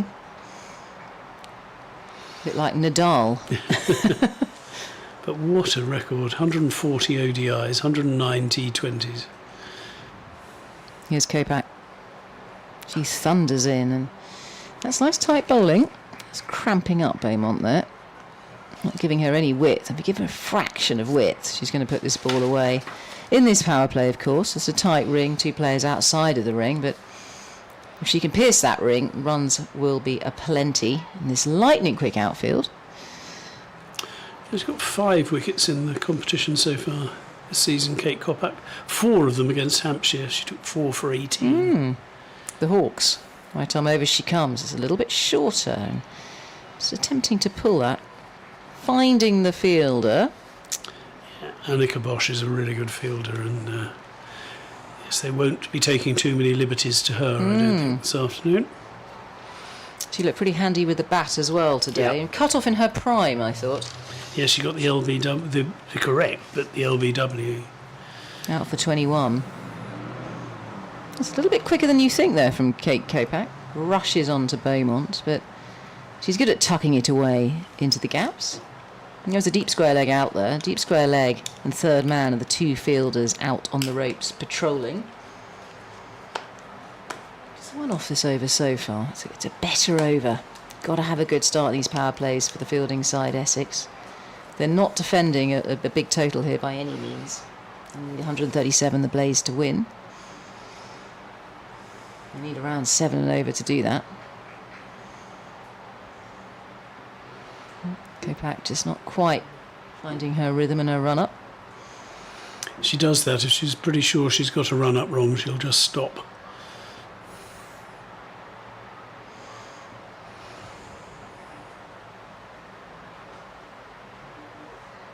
Just looking at to nudge it there, Marie Kelly.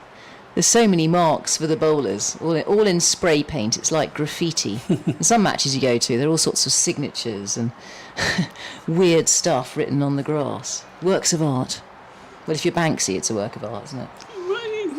Yes, where I haven't seen many of these cricket works of art. Oh, well, it's sort of signatures. And sometimes we go, when we were allowed on the pitch, in the days when you were allowed on the pitch. That's why you're Whoa, looking to ramp that from Kelly. Ambitious. Went way outside the off stumps play that, didn't she? Exactly, and it was well taken in the end by Ariana Dowse. She must have wondered where on earth that ball was going to go.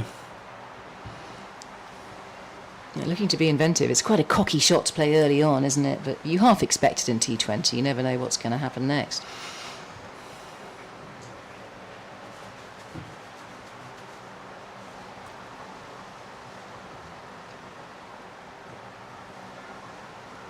Oh dear. The rhythm of the run-up.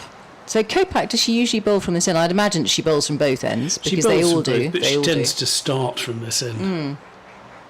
It is her home ground. She's having a little bit of trouble finding that rhythm with the run-up. Oh, so has another go at having that little ramp, that little nibbly ramp. Doesn't make contact though, Kelly. I've just got the feeling they don't feel particularly under pressure out there yet, the Blaze, as they punch gloves. But that was a very tight over, just a single off it. Absolutely, well bowled Kate Kopak. Terrific stuff, just what Essex needed. If they can keep bowling like that, and Marie Kelly keeps playing inventive shots and playing and missing, you might be in for a shout here, Essex. The sun is beating down now. The clouds seem to be burning off somewhat compared to that earlier innings.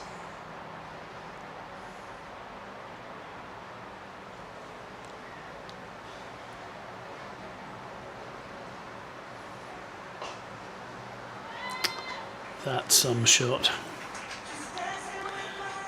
That really was stand and deliver, wasn't it, from Tammy Beaumont? Big thump off the boundary boards when it hit.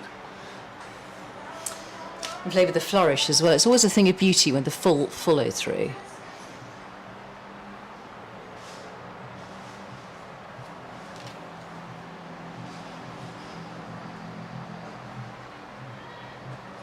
And that's just flicked into the leg side and get a little single. She's very good at that, isn't she, Tammy Beaumont? The nudge for a single, always finding the gap, frustrating the field. Tip and run.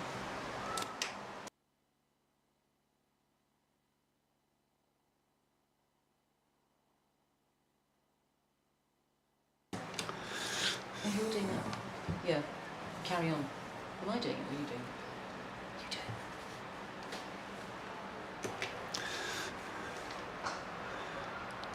Toe ended, but straight to the fielder. So we're safe as far as Essex are concerned. 5 runs from the over. At the moment, I just feel that Marie Kelly is just battling a bit for form and touch.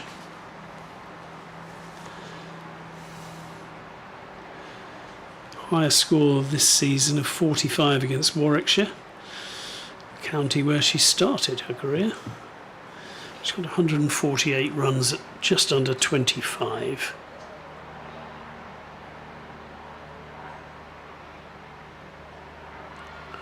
It's well bowled.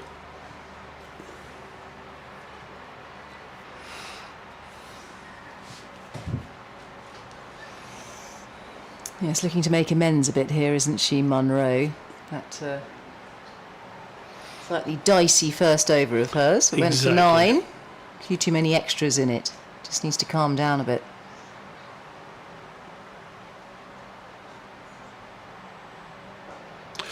Well bowled again. And after the first ball was clattered alarmingly by Tammy Beaumont, he thought this might be another slightly expensive over, but she's fought back well.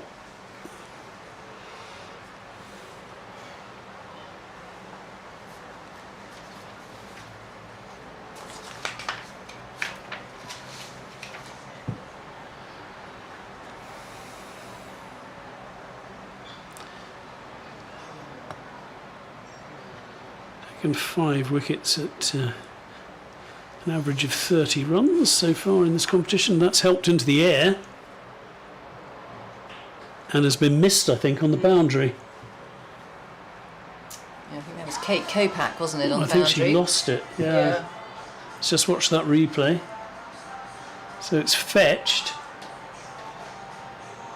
Oh, it did bounce in front of her, but probably should have stopped it. She's got the sun in her eyes, that side of the ground. Yeah, a little bit. But it should have been stopped, absolutely. I don't think it was a particularly awkward bounce, but Essex have got to concentrate here. They cannot afford misfields or extras here. It's got to be tight bowling. And Kopak bowled a beautiful first over, only one off it, so let's see if she can carry on in the same vein, but desperate to remove one of these openers at least. Tammy Beaumont a real danger. Here comes Kopak again. So Alistair Cook end. Oh, that's pretty wide. I feel like I'm tempting fate here by talking about extras. Has been given a wide. Yes, he had to think about it, didn't he, Ben Debenham? But in the end, I don't think he could. There could be too many complaints that one was given. You just feel the pressure that they're under, Essex. They're almost trying too hard with their variations. It's a bit of scoreboard pressure in terms of the defence that they've got to put up here. Whoa, there's a big play and a miss. That was flamboyant by Beaumont. And gets back to her ground. I mean, had the wicketkeeper been standing up, I don't think she would have played that shot in the first place. No. She would have been in a lot of danger. She's angry with herself. It was well bowled as well. But Very yeah, well. no, it was well taken. It was. It's a cat and mouse game between batter and bowler. There's a change in the field going on now. Yeah, they're going for a deep fine leg rather than a deep third. There's quite a breeze as well. You can see the fluttering shirts and the ponytail swishing in the wind here. Breeze going across the ground.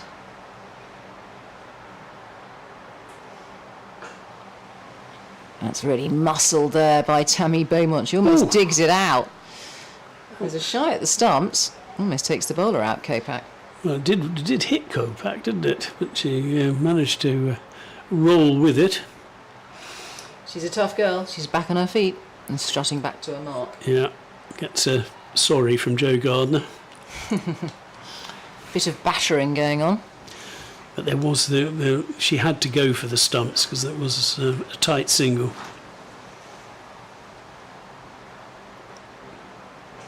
Oh, Ariel, it's in the air. Should be caught. No, it won't. It's one bounce and it's gone for 4. It's another poor Always bit a of difficult fielding. one there. But even so, you've got to commit to the catch and not try and take it on the half volley. That's the danger. Just watching that again. Comes out the middle of the bat. There's a chance. Just doesn't quite get into the right areas here. She just got caught in no man's land, didn't she? She wasn't sure whether to go for the catch or stop the ball and ended up doing neither. And it's come off the playing surface as well. You always wonder if it's a dodgy bounce there. It's a very long square here at Chelmsford. Kopak going for a few. It won't be a run. 6 off the over so far because we started with a wide. Still in the power play at 25 for no loss. And both Kelly and Beaumont given a few freebies and 9 lives here.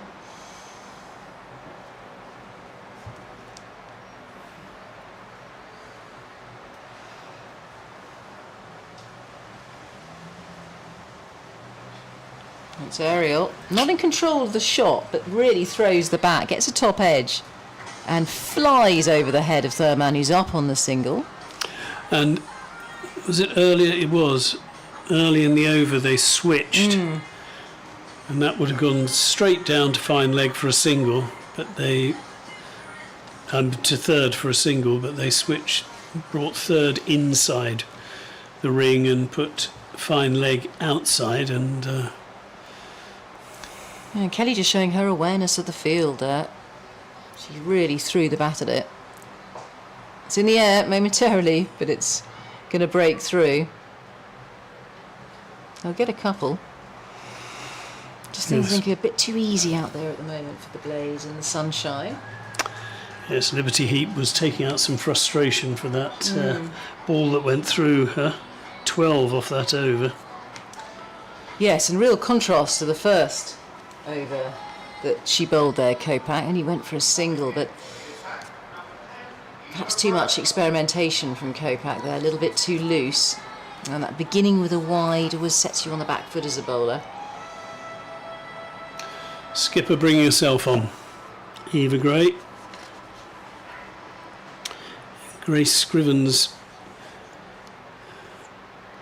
absence Eva Gray taking over. She's taken 8 wickets in this tournament for Essex so far. It's the joint leading wicket taker for Essex with Scrivens. Yeah, economy reasonable, just over 7. But she starts with a wide, and there have been just too many of those already for Essex. 5 wides in the end were bowled by the Blaze. Essex are only 1 behind now, I think, and we haven't finished the 5th over yet.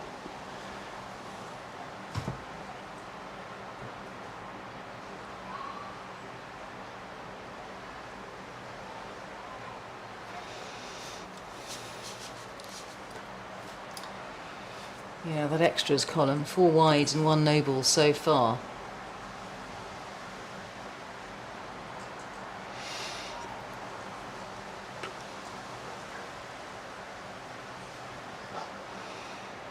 It's a good shot. That is a good shot.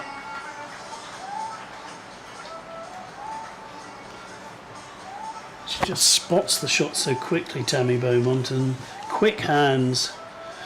Knows that the field is in the ring. It's a really clever, well played shot.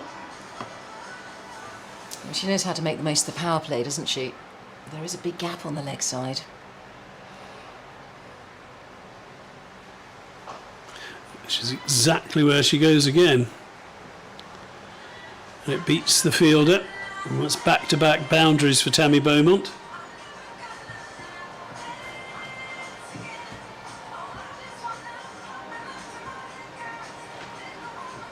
Well, he spotted that gap, is he? And The gaping hole. there she was.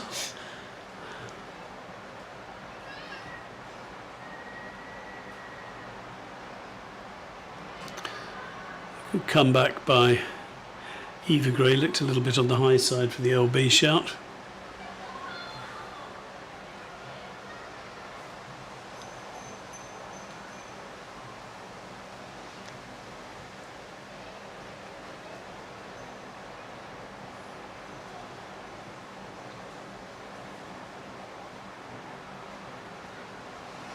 It's another wide. It's a good stop by Ariana Dowse down the leg side. But Eva Gray's going to have to bowl that one again. Not making life easy for the poor old wicket keeper, who's busy doing some stretches, flinging herself onto the ground. Have to.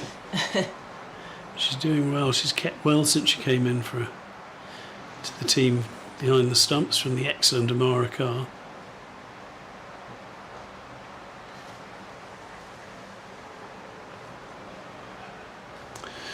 Good placement. They thought there might be 2, but good throw. Good work in the deep anyway. Keeps them down to a single. Amara Carr, who was picking up her Player of the Month award, I saw during the interval between innings. Oh, yeah. Did they say it was Tetley Tea, Player of the Month? I thought I might have heard that. Oh, I didn't hear. Something along those lines. It's making me thirsty now. It's reached that time. And that just stops a little on Marie Kelly, but still another 11 overs, and at the end of the power play 42 without loss. At the same point Essex were 26 for 3 after 5. No, the power play, we've got one more over, haven't we, of course? One more over, yes. But at this point they're 26 for 3 compared to 42 without loss, so at the moment the Blaze very much on target. And Beaumont really looking to get on with it as well. I mean, she's Yeah. playing her natural game, isn't she? 21 off 16 and taking every opportunity to score. Gets under the ball well. Esme McGregor coming into the attack. A new bowler. It's 4 bowlers that will have been used. I mean, fewer bowlers have been used so far at this stage by Essex than the Blaze, and Marie Kelly changing them every over, which I thought was quite an interesting tactic, and it certainly worked. McGregor. Whoa, and she's bowled her. Unbelievable. Looking to cross the line there, Beaumont. Looking dangerous, looking to launch it out towards mid-wicket. Doesn't make any contact, and the stumps are all of a clatter. And what a wicket, and what a change of bowling. McGregor takes the scalp of Tammy Beaumont. That's such a big wicket, isn't it, for...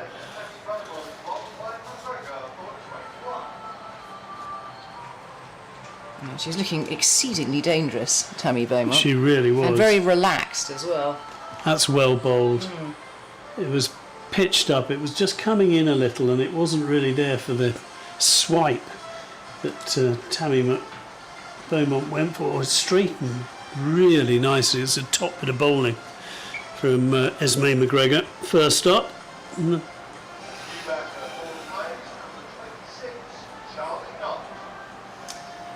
Well, that's a relief for Essex. Their tails will be up now after that. There's a lot of high-fiving going on, and things have not been going their way so far in this Blaze innings. But I think Beaumont, being the real danger in this batting side, has been removed early-ish, just when she was getting going. Absolutely. And Charlie Knott, the overseas player, struts out to the middle. She bowled well earlier, didn't she? So see if she can 2 for 24 from her 4 overs. 23-year-old, here she is. Got a 57 against Yorkshire in the blast. Has taken 8 wickets so far as well.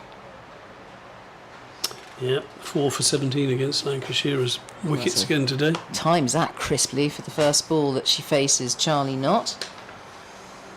Hails from Queensland. She plays for Queensland Fire and the Brisbane Heat.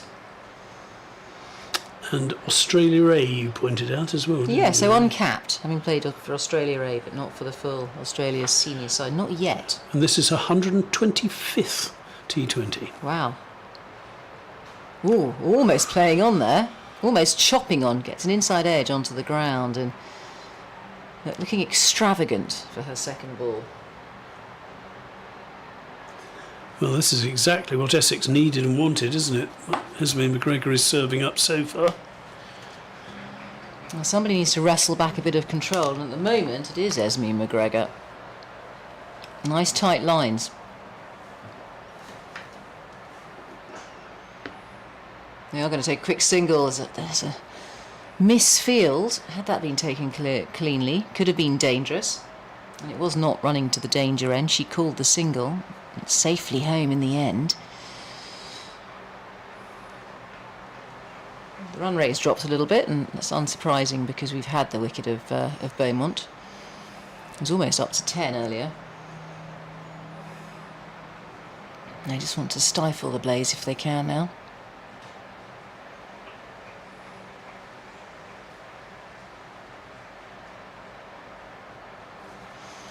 Kelly back facing.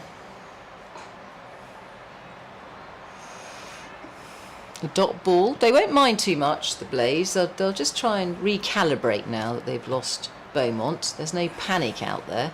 No, they started nice and briskly, didn't they?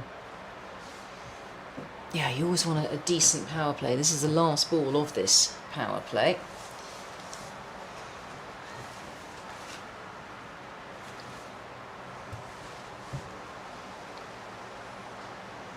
Yes, we'll find the gap. And it will be 4 runs, yep, it's a boundary. So 5 off the over and a wicket for Esme McGregor, but that does release the pressure a bit for the Blaze, and they continue onwards and upwards.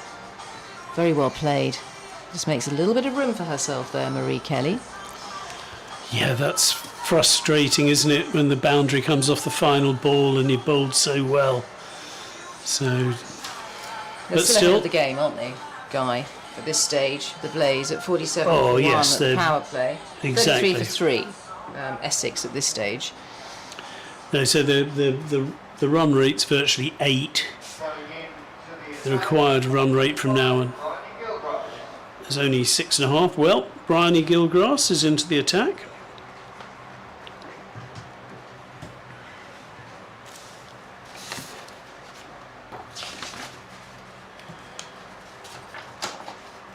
She's taken 6 wickets in Division 2 so far on her on loan at Worcestershire, but this is her first match in Division 1. Really nicely played. Clever. It's a good stop though by Liberty Heat. Really good fielding. quite rightly gets warm applause from the supporters here. Giving everything for her team today, Liberty Heat.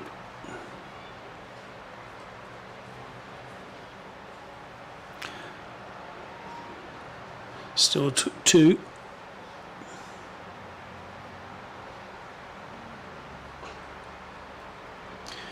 Now with the field able to be set back a little bit more, it's a little bit of a misfield, but will only be 1.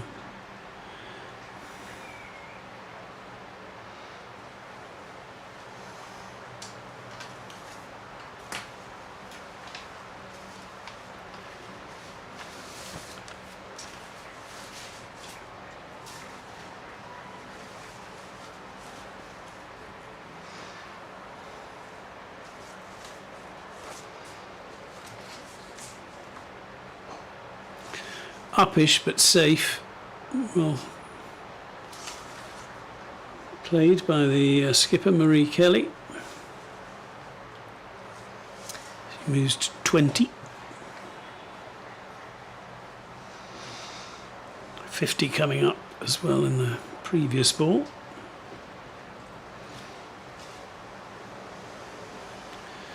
Tries to just dab it down.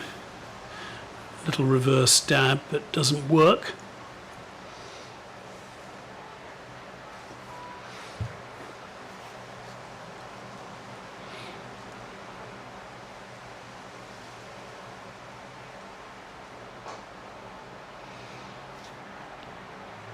Driven up to the busy long off as they take another single. It's a 5 from the first 5 balls of the over. Not a bad start for Bryony Gilgrass, the 18-year-old, and she's debuting for Essex, isn't she? Yeah, absolutely. She is numberless at the moment. You tend to know that the debutantes they don't have a number.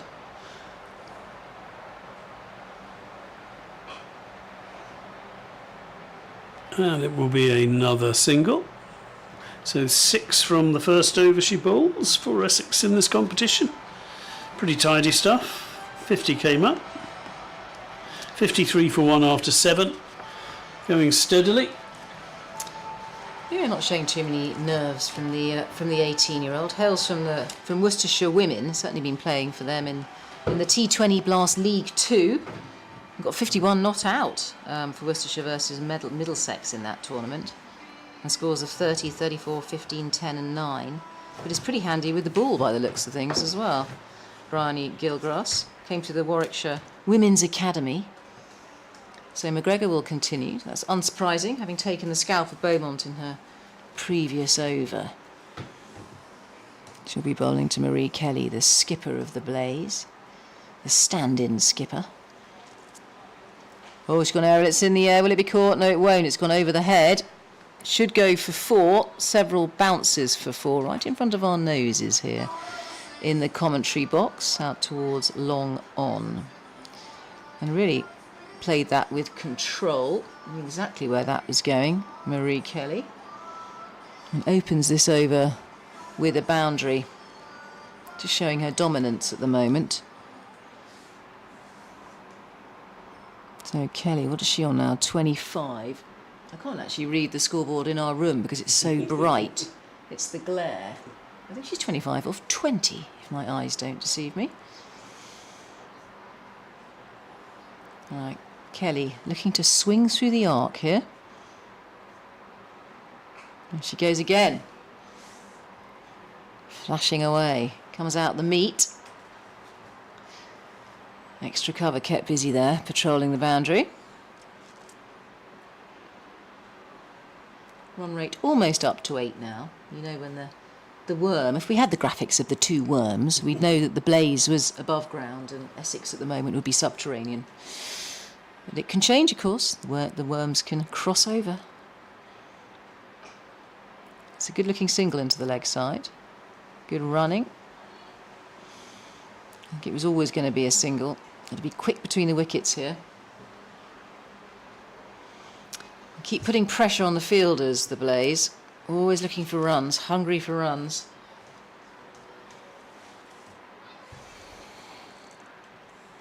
All right, McGregor and her ponytail.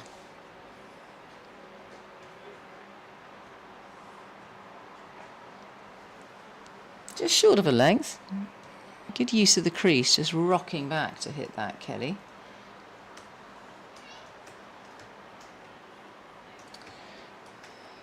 So Charlie Knott, the relative new batsman out there, just surveying the seam, looking up the gaps, and there's a mighty gap on the leg side. 2 fielders in the deep, nobody on the single in front of square.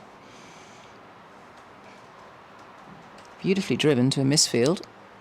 They will steal a single. There's almost a clash between batter and bowler. But no harm done. Not just running to the danger end there. So 8 off the over so far here for the Blaze. Just a boundary off that first ball. Easy singles on the leg side. Lovely classic drive. 9 off the over. That's the end of another Esme McGregor. 1 for 14 for her figures. Off 2 overs. Yes, he was 1 run off the first 5, and then it's slightly more expensive since.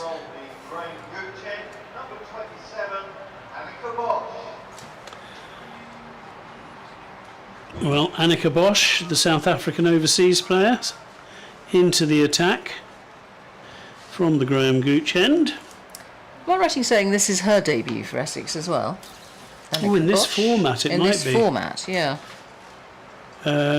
Yet to play in the Blast. Yes, she played 2 List A games. She played 2 50-over games. Absolutely right. This is her Blast debut. Took a couple of wickets in those 2 50-over matches. That's going to beat the extra cover fielder, but it should only be 1. Charlie Knott was suggesting there might be a second, but Mary Kelly perfectly happy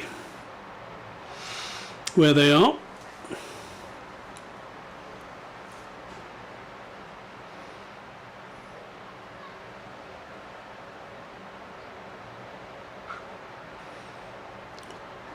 Punched quite nicely, but straight to the fielder. Eva Gray, the skipper, does the fielding.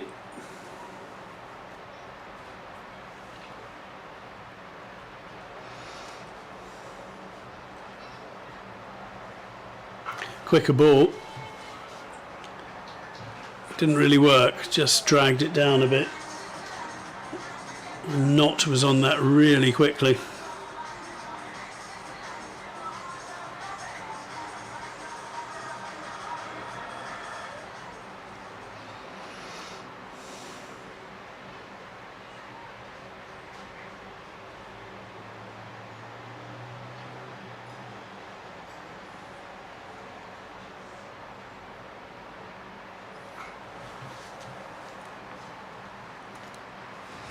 Straight to the fielder on this occasion, so there'll only be 1.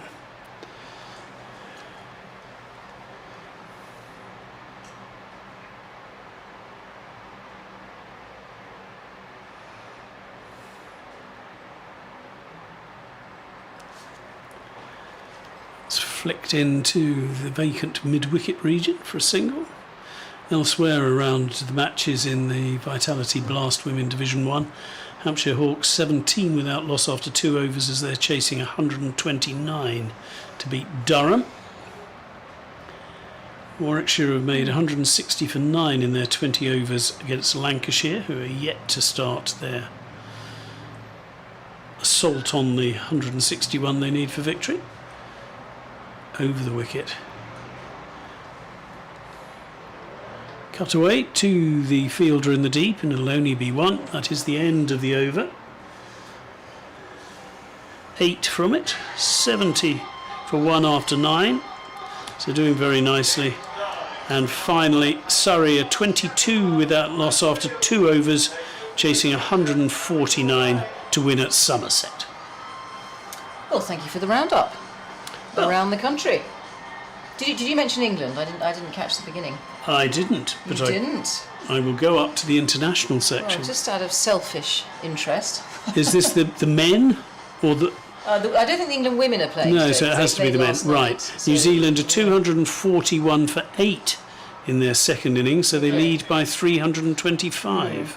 They have a lovely stretch ahead there, don't they, New Zealand? Jofra Archer 4 for 41.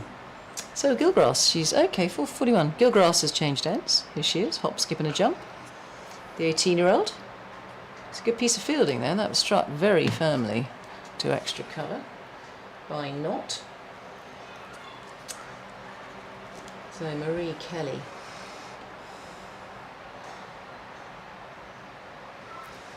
Yes, if you turn her name around, you get Kelly Marie, the singer. My head is in a spin. Absolutely, well Her done. head's definitely not in a spin. She's very in control here. And that's not actually who's facing, not Marie Kelly. 72 for 1 here in this 10th over.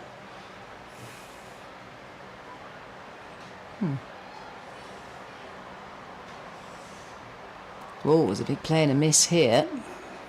Mo and a miss, I think that one. Yeah. I think she was safely anchored in her crease. I don't think that's a miss stumping. No. It wasn't taken cleanly by the wicket keeper, but she was in her crease and safe. Charlie Knott is facing. Whoa, she's got an aerial here. This is a lovely looking shot. It's going to be 1 bounce for 4. Really gets underneath that. There's nobody out there. It's as safe as you like. And in perfect control of that, Charlie Knott. Very quick foot movement, just shuffling up to the pitch of the ball and getting right under it and launching it. There's another boundary there for the Blaze.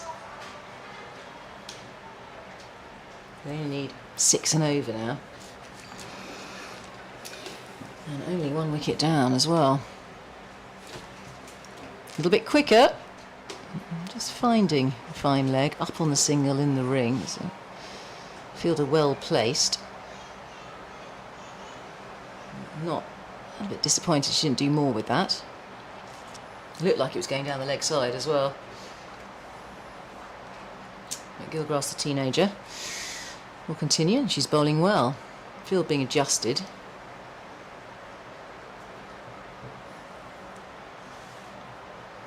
Bryony, in she comes. Nice foot movement and well fielded, Bryony, with the follow through. Good work off her own bowling, wasn't it? 'Cause that was hit fairly firmly. Yeah. So another tidy over, just 6 from it. Really good start from her. I mean, pretty inexperienced. You know, she's on her debut for the senior team for Essex today, and she's been playing League 2 cricket, but in control. And you kind of feel like teenagers are made of elastic. They just bounce around. They never seem to hurt themselves. Apart from teenage boys, they tend to hurt themselves. Yeah. Well, I don't know, they Break bounce bones. quite a lot as They well. do bounce as well, yeah. Well, yeah, halfway through, 76 for 1. At the same point, Essex was 62 for 4, so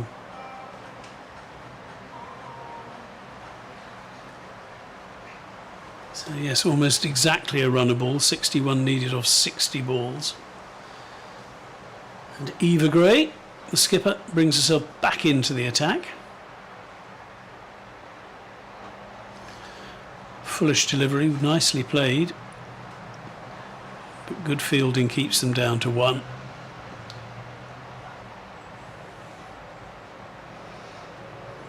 Bosch, I think, in the deep with that throw.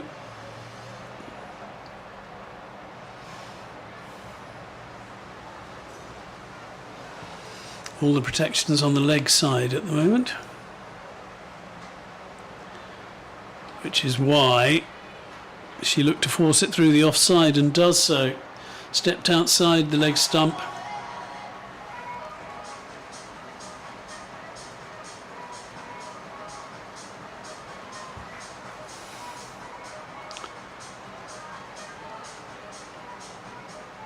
Just trying to keep people into catch, but it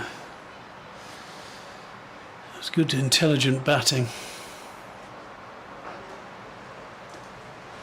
This time she does wait and flick it away into the leg side for a single rather than try and make too much room.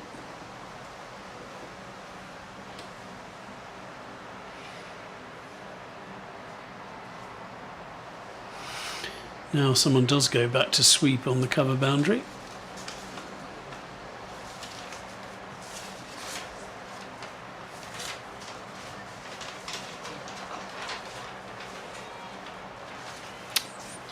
Making it look really easy at the moment, these two.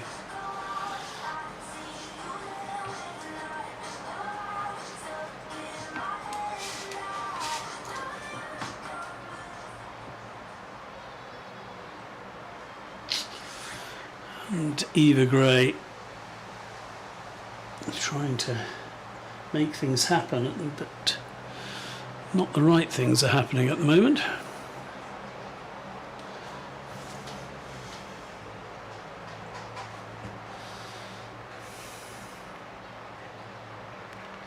$11 off this over so far, one more. I think Marie Kelly is signaling she wouldn't mind a new pair of gloves or a drink or something, anyway.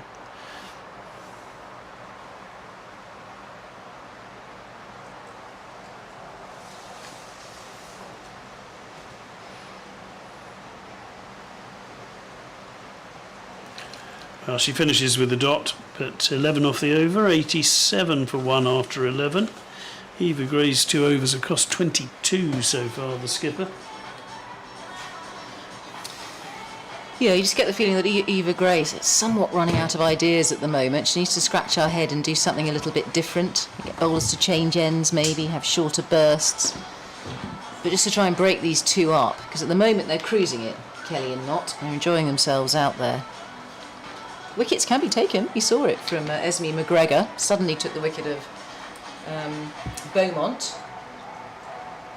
But Kelly and Knott looking to get on with it. Decent strike rates between those two. And building up a partnership. That last wicket fell at 42 and now 87 for one.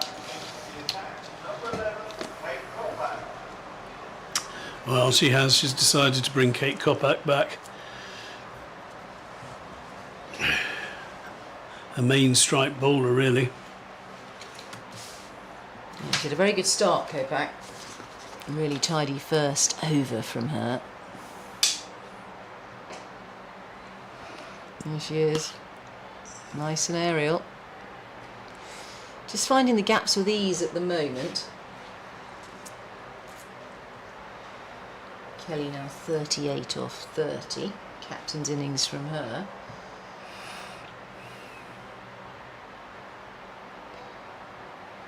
And that equation now, 49 off 53. Essex have got to do something quite dramatic to halt Kelly and Knott in their tracks here. Something a bit different, something a bit quirky maybe. Might find it in the art of captaincy by Mike Brearley. Hope she's got the audio book. That's well played into the leg side. Again, there's the gaping hole into the leg side. At the moment, you'll always give away a single if that ball is pushed into the leg side. Though I do remember Mike Brearley with Jeff Boycott playing one of the slowest innings I've ever seen in one-day international. Yeah, not really designed for one-day cricket. So I think his captaincy book's probably more for the longer form. Yeah. They were talking about it today on Test Match, but I think it was Jeremy Coney's favourite cricket book. It's everybody's favourite cricket book of a certain generation. It's a good-looking shot for nothing. Yes, I can understand Jeremy liking it. Jeremy Coney. What a top man he is. Yes. He's quite sort of thespian-like, isn't he, in the way he speaks. Maybe he's a failed actor. I don't know. Doesn't matter if he is, because he's a good cricketer. I don't think so. I think he, Didn't you attempt to go into some sort of acting career? You have to Google it. Just from the depths of my mind. It's a shortish ball. It's punched away. Just finding the fielders at the moment. Kelly, she's not under any real pressure, though. She'll be looking to eke out the gaps here. Good over, though, from Koppak. Wrestling back a little bit of control for Essex. They want to build up some pressure because they want Kelly or not to make a mistake. Blonde hair glistening in the sunshine. This time there will be a quick single. This is when risks are taken, just to keep that scoreboard ticking over. But only 3 off the over so far, and a good piece of sharp fielding. That was Kelly running to the danger end, but good to push that single.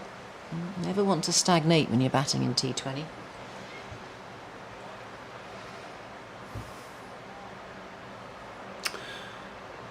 You're close. Am I?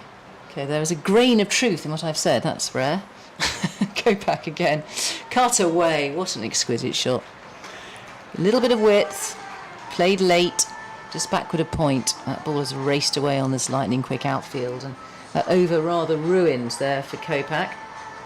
4 off the last ball of the over. Jeremy Coney is trained as a stage lighting designer. Stage lighting? I thought it was a bit sort of sexier than that. No, I'm afraid not. He's not even done voiceovers. No. Well, he may have He done might in have done. New Zealand. We'll have But, to ask AI and delve a little deeper. well, I've gone into the pedia that Wix, and that's the most I can find out. Wikipedia is not so hot these days, is it? Really? That's still no. find it pretty good. Are you not on the AI train yet? Every so often it just talks nonsense. It does every so often. We know that from When we're commentating. when we're trying to get the heights of players, things like it's that. rubbish Yeah, at that. it is rubbish at that. Get your tape measure out.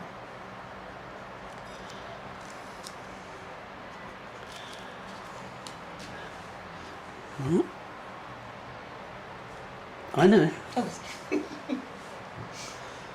Starts with a dot ball, Joe Gardner, coming into the attack for the first time. But the batter just pulls away before Gardner can bowl the second ball.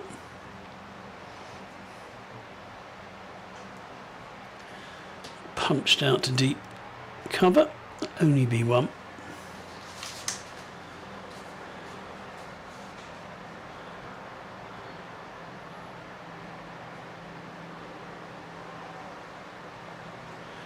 Just bowled 4 overs in the competition so far before this one.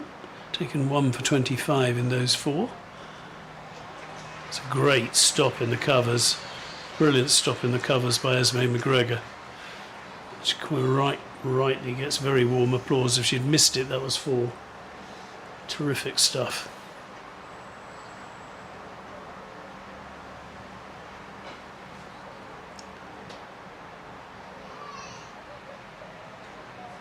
Fielding well at the moment, Essex. Keep them down to a single.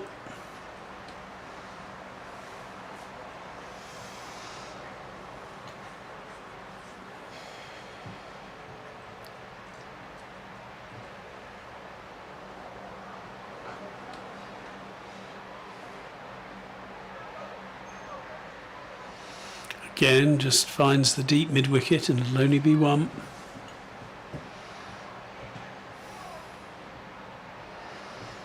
Now, can she avoid the fate of the 4 on the final ball?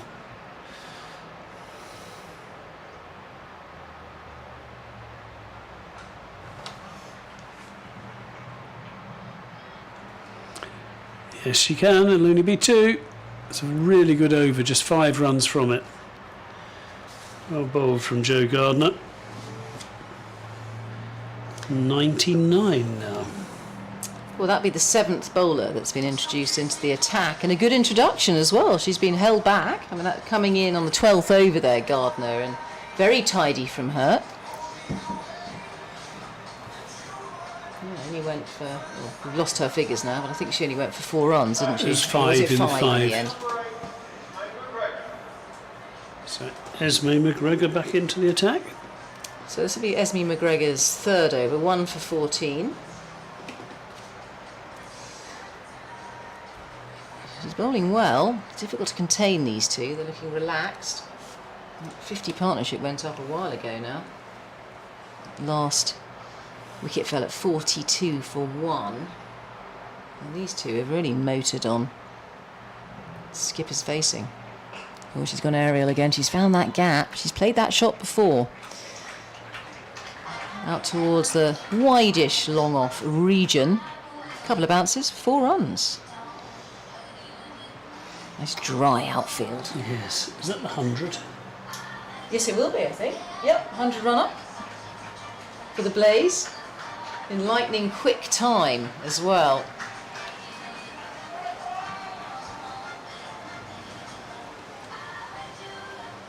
Yeah, only in 13.1 overs the 100 goes up. 34 off 41 required now. Lots of discussions going on out there.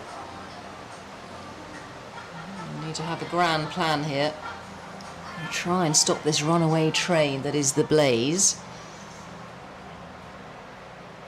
Kelly and not really communicating well together. Everybody's getting involved, the wicket-keeper. And it's Eva Gray who's talking to her bowler. There's me McGregor. This field's still adjusting itself here.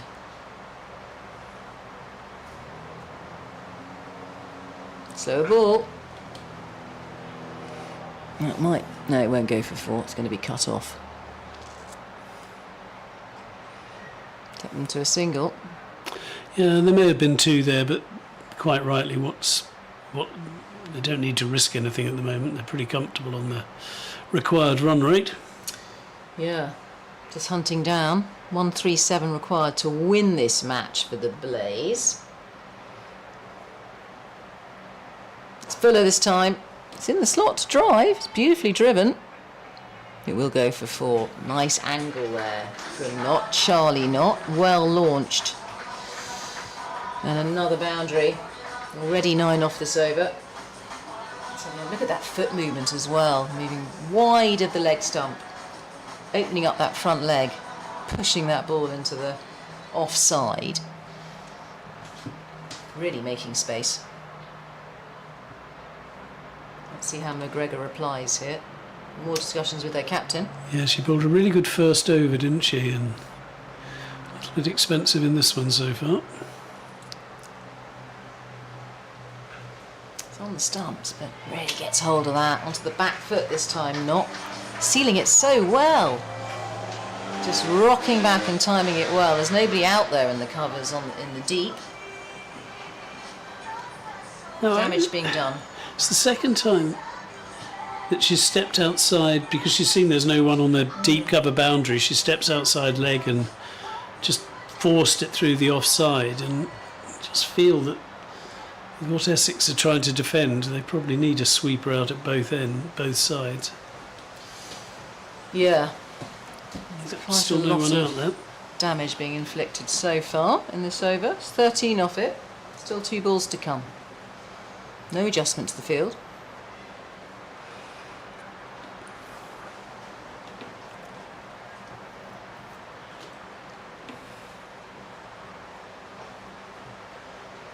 There's that single. Always a single on the leg side. May have been 2 if they'd really gone for it as well. But there's no pressure on them and there's no rush.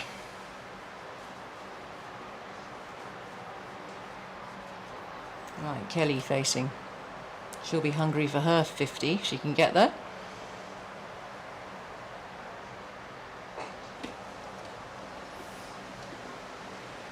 Happy just to play around with singles. They'd already got the boundaries that they... Yeah, exactly. They've got 3 boundaries in that over. So 15 off the over, is that right, Guy? Yeah, Yep. 15 off that over. And that was McGregor. So her 3 overs now, 1 for 29. That rather spoilt her figures. Her economy rate, anyway, has been rather spoilt. Yeah, well, she only went for 5 for the first over. And I'm pretty sure they'll continue with Gardner. Oh, there's Kelly's wagon wheel. Oh, well, it was for a second.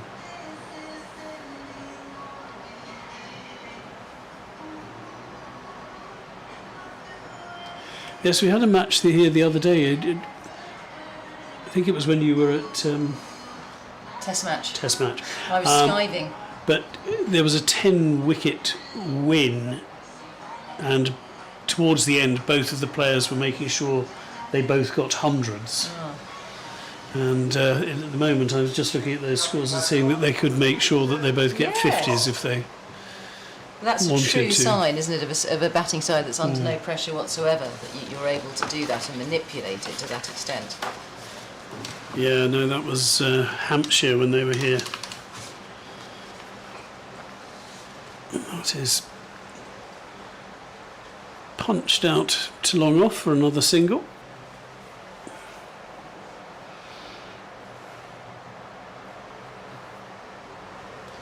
Bosch back into the attack.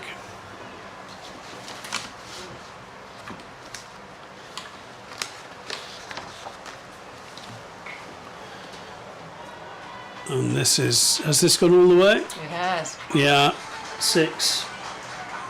So not now just 2 runs behind Kelly.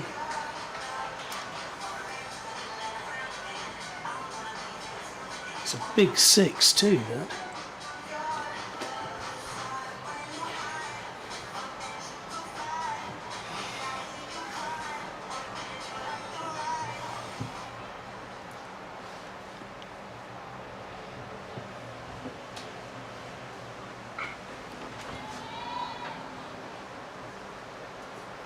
Just the one this time, nicely fielded on the boundary.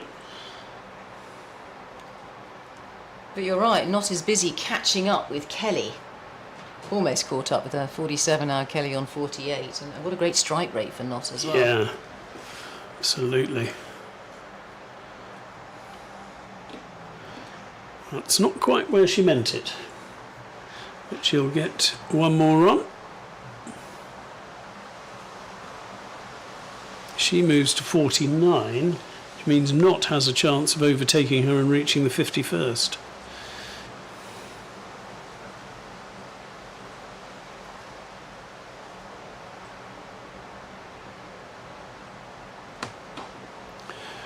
And that is some straight drive. It should be cut off and is cut off, but only be 1 then.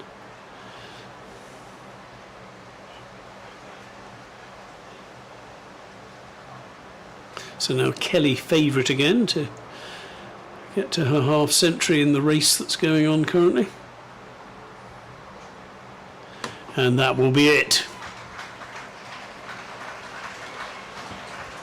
Marie Kelly's 50 comes on 42 balls with 8 4. So Kelly's 50, 42 balls, 8 4s. Top job from the skipper's innings. And that was 14, I think, of that over.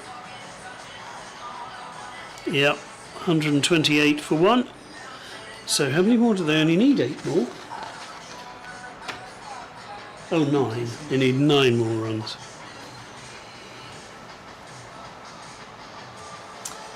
Yeah, it's been pretty faultless, really, Marie Kelly's innings. I don't think she's given any chances, hasn't given anything away. At the ceramic end, number 22, Sophie Monroe. Right, change of bowling from the Sir Alistair Cook end.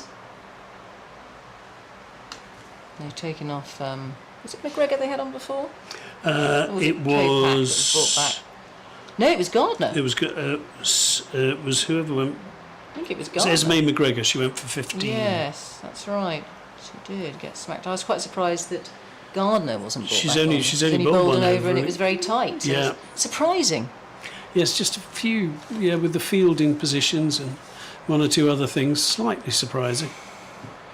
Because this is the stage where you roll out your best bowlers, that's for sure.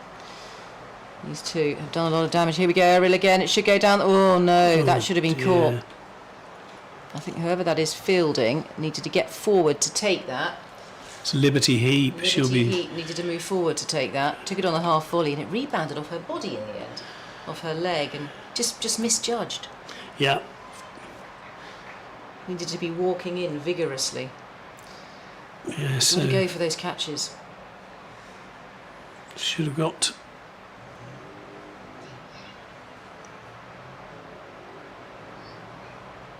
I think it will be a wide. This Essex body language not very good at the moment. This is what happens. The shoulders will slump after a drop like that. Monroe needs to just get some positivity back. It would have been too little, too late, but they could have just picked up that wicket of Charlie Knott. Yeah. I mean, it's a psyche for the team, isn't it? They've got to G each other up. It will be a single. Leg by, or did she get some bat? She appears to have got some bat. Got something on it. So, not on 49. Let's see if she can get her half century and join Kelly in the flurry of runs that's going out there for the Blaze. 6 to win now, off 28 balls and 9 wickets remaining. They're in a jolly good position, aren't they? I make them just favourites. I can't apply too much jeopardy to this. But it will be a single, and it will be the 50 for Knott. Charlie Knott, the Oz, 50 off 34. And a really good innings from her. She's kept up the momentum, and she's hit 6 fours. I think you probably heard it over the tannoy for yourself. And a 6 as well, wasn't there, I think? You're right, there was a 6 in amongst that from Knott. The one that clattered into the seats.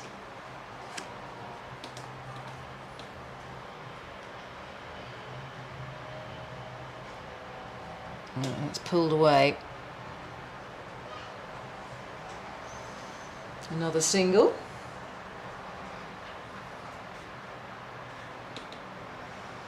Kelly on 5-5 now. 4 to win here as the Blaze close in. Plenty of balls remaining. Monroe will continue. She's been brought back into the bowling attack. There is a wide in there though, so there'll be an extra ball in this over.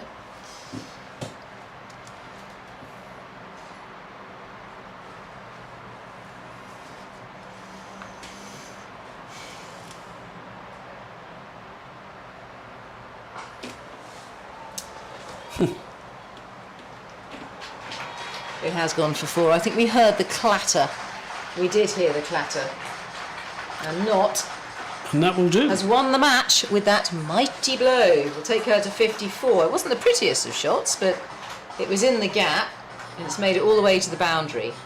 And that is a comprehensive win by the Blaze. Despite the fact they're missing the 6 internationals in their side, they've managed to motor through it. They lost Beaumont early. That was the only wicket to have fallen on 21.